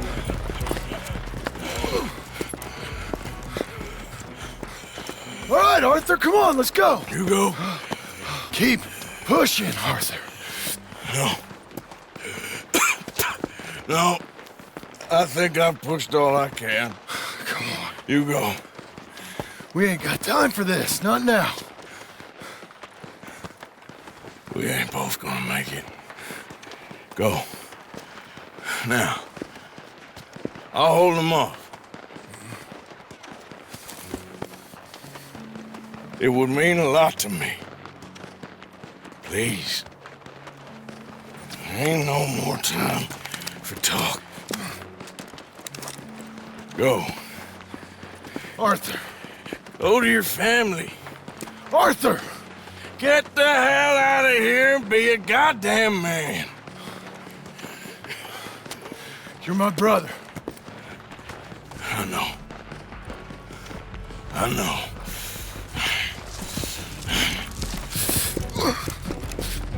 God damn you bastards!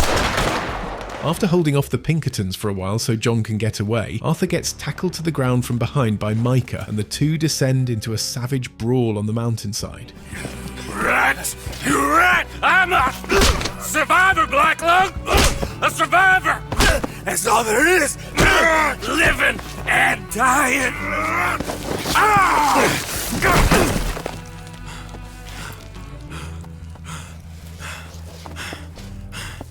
Oh, Black Lung! You don't know how much I've longed to do this! Can't even kill a dying man. By the end, both men are absolutely wrecked. Arthur manages to pistol whip Micah with his revolver, but he loses his grip and the gun skids away out of reach. So Arthur does the only thing he can do. He starts crawling. All there is, winning and losing.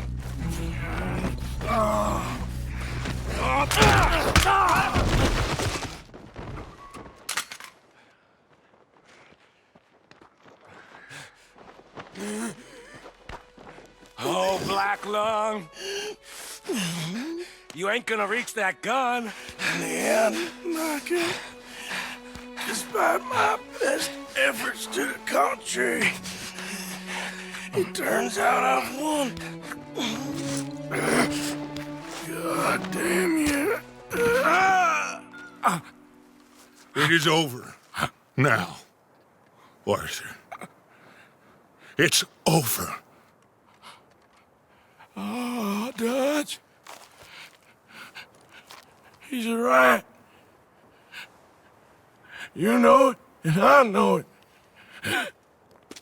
He's sick. He's dying. He's talking crazy. Up there on the ridge! I gave you all I had. I did.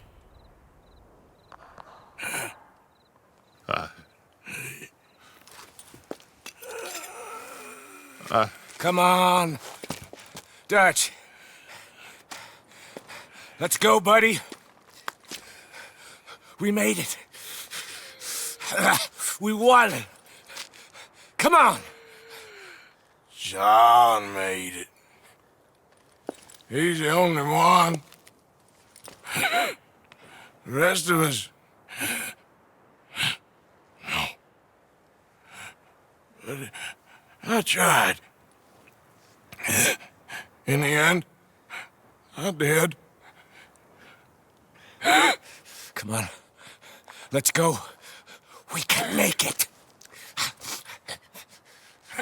3 times Dutch gets the chance to choose Arthur, and 3 times he doesn't. Arthur tells him again that Micah's the rat, and Dutch just hesitates, says nothing, and walks away like the coward he is. If your honor is high, Rockstar lets Arthur go out staring at the sunrise.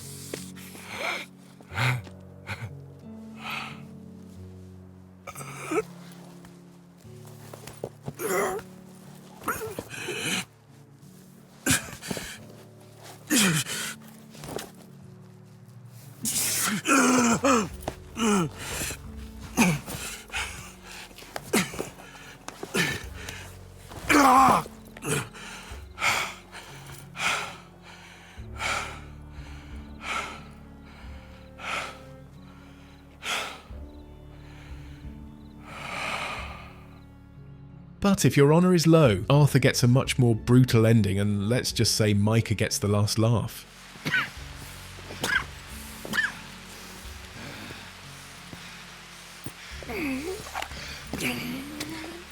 You're not better than me, Morgan.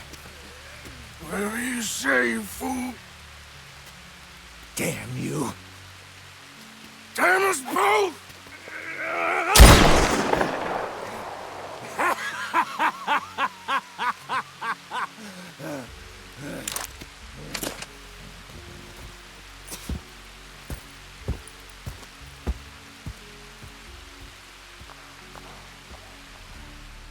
And that's the inevitably tragic end of Arthur Morgan. Either way, by ensuring John escaped, Arthur fulfills his final honourable purpose, making his death a selfless act of redemption. But still, it's easily the most depressing ending in a good way that I've ever experienced in a game. Next up, we've got the demon drink in Red Dead Redemption 1. To find Javier Escuela, John Marston is forced into a deal with the devil, the corrupt Colonel Agustina Linde. Besito! Besita!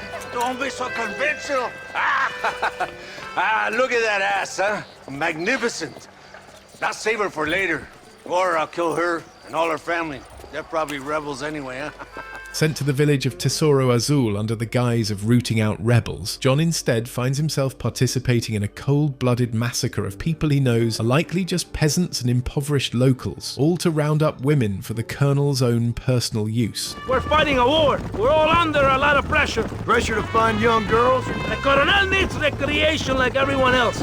He does not have time to court women. He's waging a war on ignorance and is impatient for victory. Upon arriving at Tesoro Azul with De Santa and Captain Espinosa, the group stack up at the main gate and ready themselves to push in. Of course, you just kill everyone in the village, and I mean, even calling it a village is generous, after which the women are rounded up and taken away to be delivered to Colonel Allende.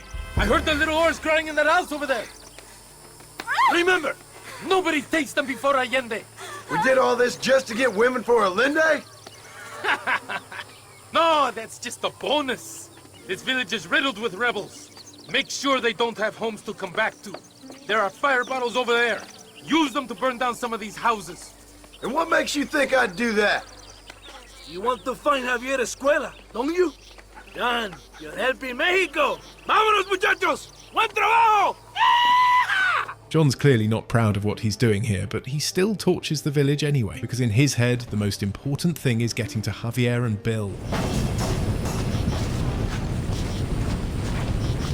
Isn't that beautiful? You really are pathetic. You need to relax. Come back to the villa and sample some of the new girls before they spoil.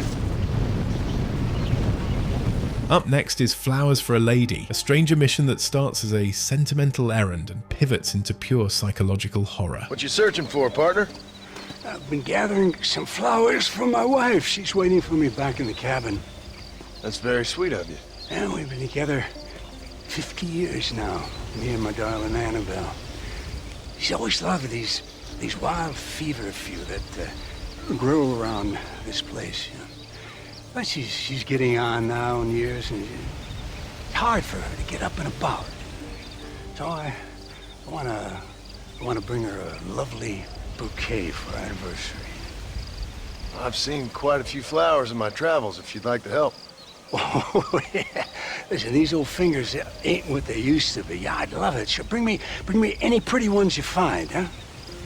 Billy tells John he's preparing a bouquet of flowers for his wife, Annabelle, to celebrate their 50th wedding anniversary, which feels like a rare moment of genuine sweetness in this brutal world. John agrees to help and ventures across the frontier, gathering wild feverfew, red sage and desert sage to finish the bouquet. When John returns to Billy's cabin to deliver the flowers, he thanks John and invites him in for tea to meet his wife. But as the door swings open, the wholesome little side quest vibe evaporates in about half a second. Here's your flowers, Billy. Well, thank you. Not many around these parts that help an old man with such a task. Thanks again, stranger. Come on in, have some tea with me and Annabelle. I'm sure she'd love the company. All right, maybe just for a minute. It's my other half, lovely Annabelle. Much obliged. This man helped me find these lovely flowers, Annabelle. Not half as lovely as you. Yeah, no, you don't look a day over 30, ma'am. Wait, it's the fine air and the good living up here in New Austin that keeps us so young and full of vigor. Annabelle was mentioning she wants to go up to Blackwater, ride one of those newfangled motor cars, huh? No bumpy old horse carriage for my angel. That's a good idea, Billy. I should get going. Well, you haven't had your tea. And Annabelle baked her special blackbird pie. Yeah, I'm sorry, Billy. I must have forgot. I've got an appointment with Planet Earth. Nice to meet you, ma'am. Farewell, John. Stop by any time. Oh, we play bridge on Thursdays.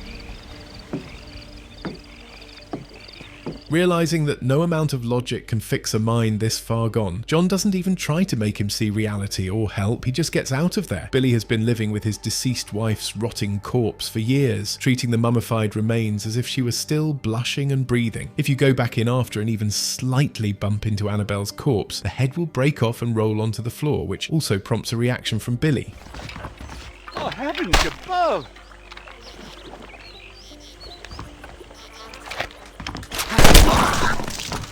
Alright, now we've got American Appetites, a 3-part stranger mission that is, in my opinion, the most disturbing side quest in the game. Folks have been going missing around Armadillo lately with no explanation, and John ends up meeting 3 unlucky strangers, all with the same problem. Someone they love went missing, and the only person willing to investigate is John. First he comes across a woman named Grace Anderson, sobbing outside the sheriff's office, saying her young son Ralph went missing near Hanging Rock. Where is he? I'm a terrible mother. He's just a boy. Oh, they took my boy. My boy. Who did? He's missing. He's only a youngster. My boy is missing. Where? Who took him? Them people in the hills. Them hills near Hanging Rock. They took it. Can't the police force help you? Oh, they can't even help themselves. Please, sir. My son is missing. I need your help. If I find him, I'll bring him back to you. I'm begging you. Please find him. Let's go. Hurry. He's been gone for hours. So you ride out to the highlighted area, and as you approach the marked spot, John finds a pool of blood, bones, and a single shoe lying in the dirt.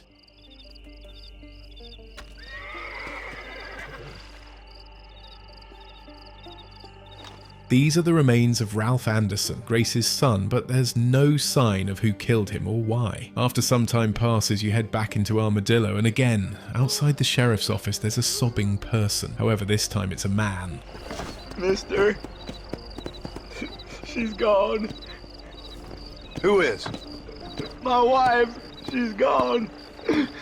She went out picking mushrooms in the hills near Hanging Rock, and they got her. The stories are true. What'd the police do about it? Oh, about as much as you'd expect. Made me fill out a form. Beryl ain't strong, but she's a good girl. I'll see what I can do.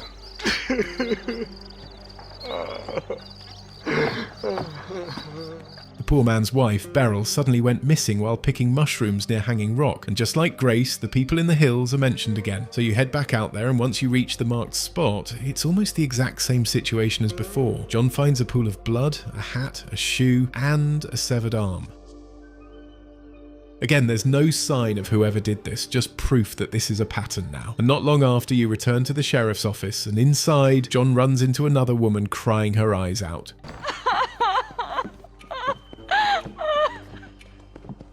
You okay, lady?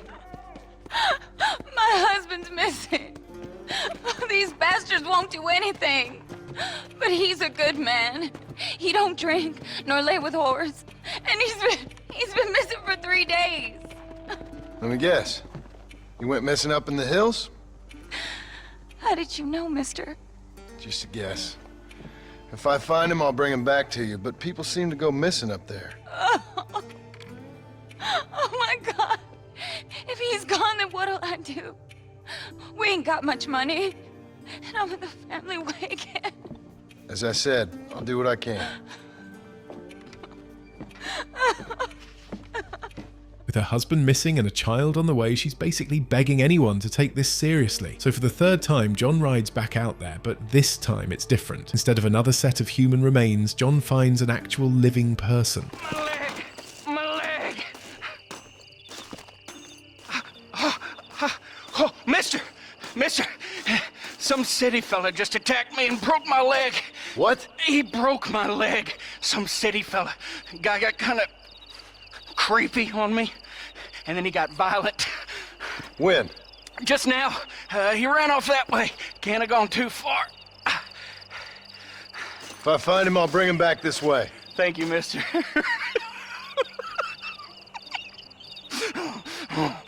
We're then tasked with hog-tying the elderly man's assailant, but at the end of their little interaction, he lets out this creepy-ass laugh. Anyhow, John catches up to the guy and manages to hog-tie him.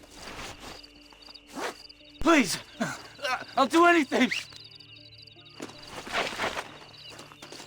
This is a nightmare. Bring him here. Oh my good lord. Please get that man away from me. Hey, fella. You broke this poor fool's leg, mister. This maniac tried to eat me. We've got cannibals in these here hills. Please help me. What? Please. Fella's gotta eat now. Fella's got to eat. Save me from this freak, please. Please.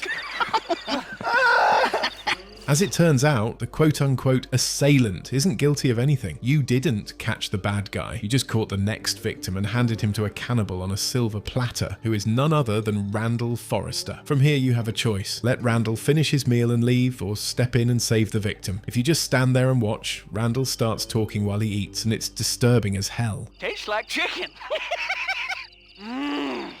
Oh, that's good.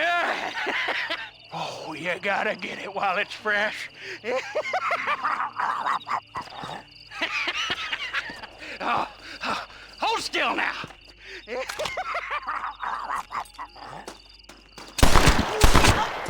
American Appetites is a masterclass in subverting expectations, making you think you're the hero right up until you realise you helped the villain, which is too kind of a word, the guy's a fucking monster. Next up we have Great Men Are Not Always Wise, and this is one of the coldest Dutch moments in all of Red Dead Redemption 1. John, along with Edgar Ross and his posse, corner Dutch in the Blackwater Bank after a standoff with his men. After picking off his gang members from the roof, John and his group rush the bank, clearing it room by room until they finally have him boxed in upstairs. But when you get in there, Dutch isn't alone.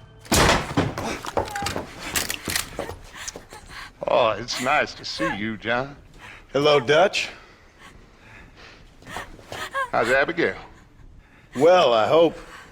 Ain't seen her for a while. 'Cause you've been chasing me? Let the woman go, Dutch.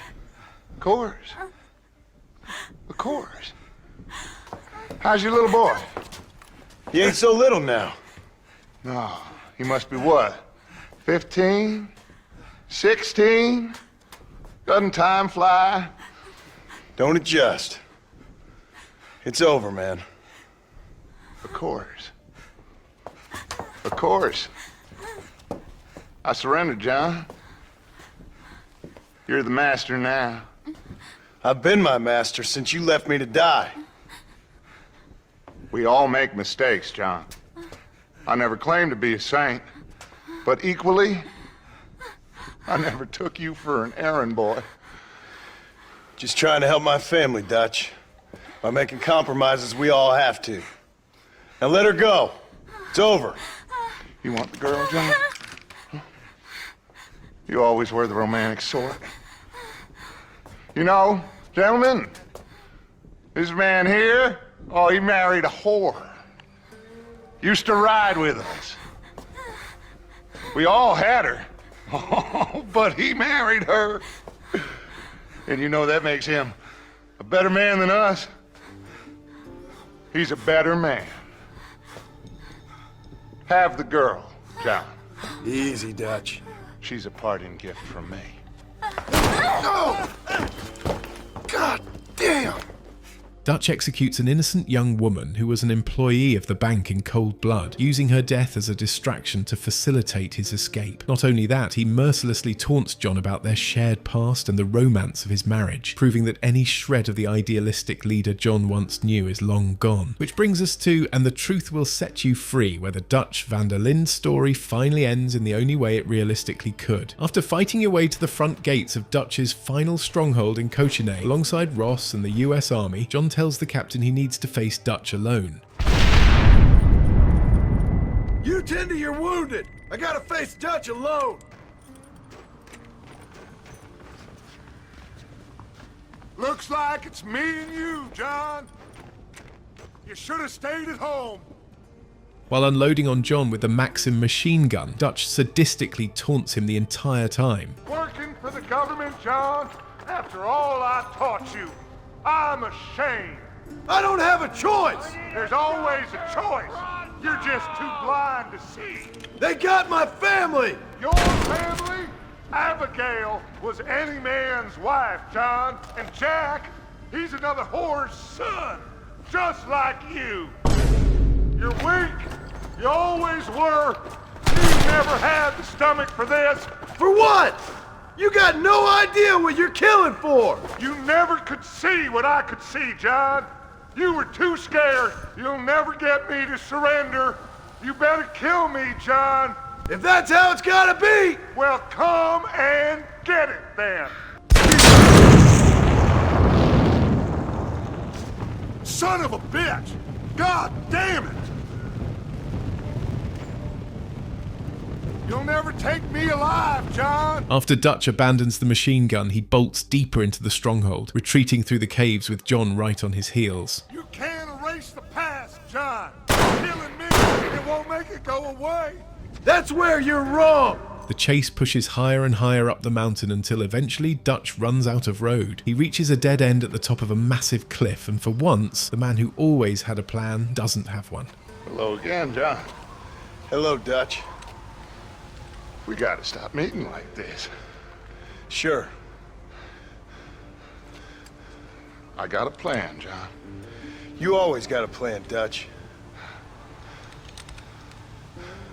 This is a good one. I don't doubt it. We can't always fight nature, John. We can't fight change. Can't fight gravity.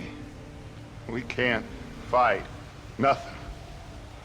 My whole life, all I ever did was fight. Then give up, Dutch. But I can't give up, neither. I can't fight my own nature. That's a paradox, John. You see?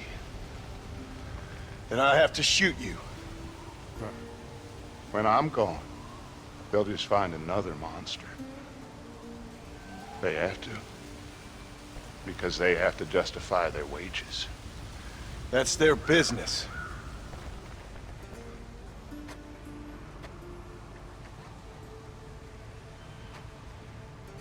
Our time has passed, John.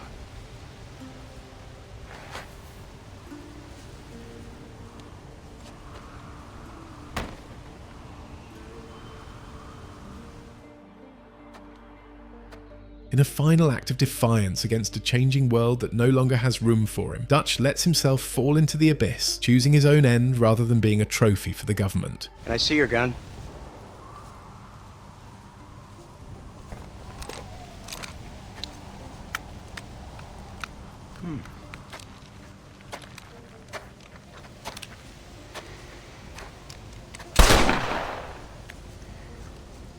Oh, trust me. It looks better in the report that way.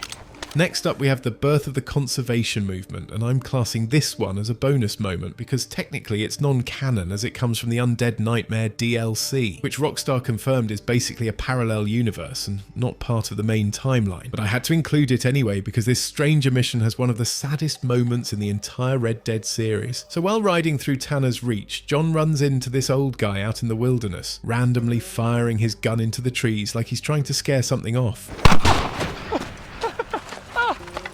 I got one, mister. Hey, I got one. Got what, mister? The damn Sasquatch! The filthy thing was gonna eat my dog when this girl hollered out, and I shot the thing right through the heart. Boom, like that! You feeling all right, mister? I've seen a lot of strange things recently, but no Sasquatch running around here. Nor no place else. They're made up. There's Sasquatches every place, cowboy. They're nastier than your mother-in-law with a bad case of that virus. Down in Manzanita Post, they ate a little girl. Are you serious? Do I look like I'm joking? The hills are infested with them. Kill them! Kill the bastards before they kill all of us! Kill them! Kill them! I ain't afraid of you, you dumb hairy bastards!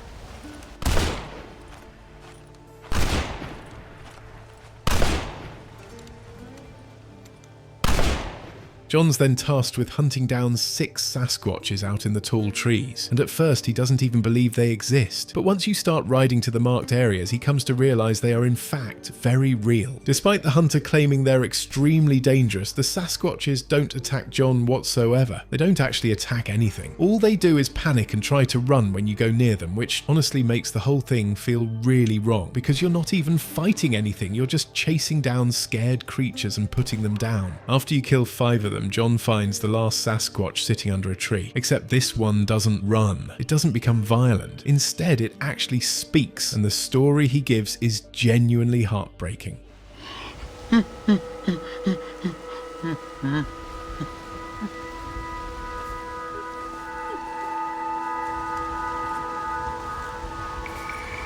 Shoot me, human! Shoot me! Oh, I will, you foul creature of the night. You'd be granting me peace. Why's that? Keep you from eating more babies? What in the name of all the traits are you talking about, human? You eat babies. You have to survive. Everyone knows that. Ain't your fault. We eat berries and mushrooms, you fool. But we did. Now none of us are left. Some maniac's been murdering us. I'm the last of my kind. We've lived in these hills 1,000 years. You eat babies. If you say so, human. My family is gone. My kind is gone.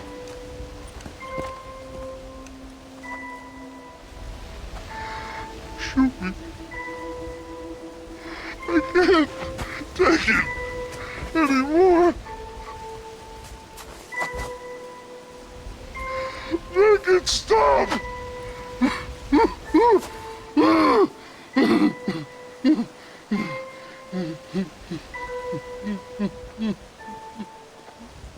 Facing nothing but loneliness and fear, the Sasquatch basically begs John to end his suffering. And I know it's just pixels on a screen, but I genuinely couldn't bring myself to pull the trigger. It's obvious the stories were wrong, as they live off berries and mushrooms, not children. And when the Sasquatch says, "If you say so," after John repeats the rumour, he's clearly just agreeing to make John hate him as he wants it to be over. And finally, we have John Marston's death in The Last Enemy That Shall Be Destroyed. After everything John did for the government, Edgar Ross lets him go and sends him back to Beecher's Hope with Abigail and Jack, promising his freedom. John builds a ranch, does the chores, and is actually being a good father and husband. He tries to live the life Arthur died to give him, and he does, only for a very short amount of time. John finds Jack working in the barn, and the pair begin to talk optimistically about the ranch's future, and finally making this life stick. Jack even mentions an airplane demonstration coming to the county next year. All at Beecher's Hope seems well, and then Uncle starts yelling for John to come outside. John, come here. John, come here, quick! Take a look at that. Jack, go into the house, lock all the doors. Whatever happens, don't come outside. You hear me? Whatever happens. Okay. Come here, son. Whatever happens, keep the doors locked and your mother inside. Promise me, son. Promise me. Who is it, Pa? It's just some old friends. Me and Uncle take care of it. And you go inside and you keep the doors and the windows locked. I hear you. Then run! Yeah, run, boy. Well, old man, looks like things is about to get settled once and for all. So it seems. Despite John keeping his end of the deal by putting an end to Javier, Bill and Dutch, the United States Army is at his ranch, ordered by Edgar Ross, who deemed John a permanent liability. He's the last remaining member of the Van der Linde gang, the final loose end in a bloody history that Ross intends to be the hero of. And what John knows about Ross and his corrupt little methods is enough to ruin that for him overnight. After fighting off the first wave of soldiers, John and Uncle fall back to the house to make sure Abigail and Jack are still safe. Get inside. I'll keep watch out here. What are we gonna do now? What's wrong? What's happened? Stay inside, you hear? Like I said, there'll be more coming. But only a few moments after stepping inside, a second wave of soldiers on horseback storm the ranch, and Uncle is shot on the front porch trying to hold them off along with John and Jack. Pa, what do they want? I don't know, son. Whatever it is, it ends here. Oh, look how many there are. They're gonna kill us, aren't they? No, I ain't gonna let that happen. We'll take y'all. You're a dead man! This ain't good, friend! Fire it! Don't let him get too close! Uncle, are you alright? Damn it! I'm hit! Once the next wave of soldiers is dealt with, John rushes to Uncle's side, but it's not looking good for him. Hang in there, Uncle! I'm gonna get you out of here safe! Ain't time, John. I ain't gonna make it off this porch anyhow. You take Jack and Abby. Take them and don't worry about me. Just get them out of here. No! Uncle, please! Oh my God! They killed him! Come on, son! Ain't nothing we can do for him now!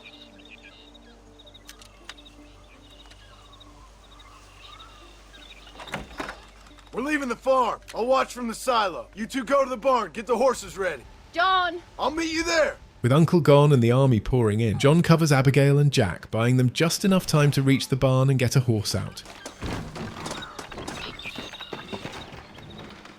Hey, come on. Now listen. Jack, Gnarly, get on this horse. Get out of here. Go find a place to hide. You're coming with us, Pa. I'll catch up. You keep riding and don't look back. And don't be worried about me, you hear? Now get going. You stay out of trouble, John. Ain't no trouble, Abigail. Ain't no trouble. I love you. I love you. Now go!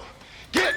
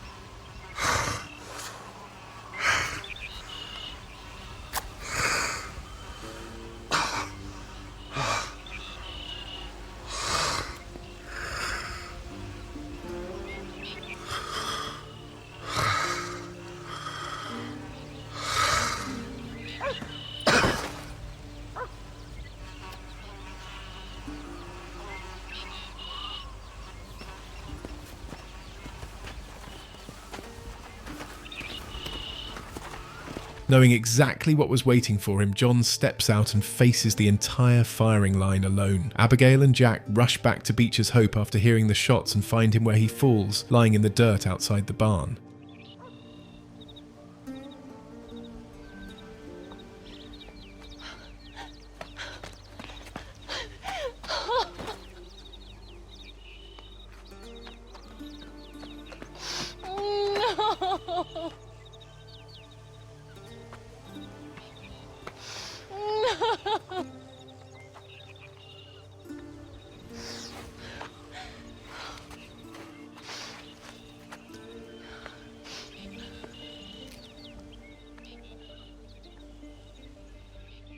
John realised that as long as he lived, the government would never stop hunting his family. By stepping out of the barn alone, it meant Abigail and Jack could finally be safe from his past. Despite John's sacrifice, the cycle of violence remains unbroken, as his son Jack ignores his father's wishes for him to live an honest life and instead becomes a vengeful outlaw to kill Edgar Ross, becoming the very thing John died to prevent.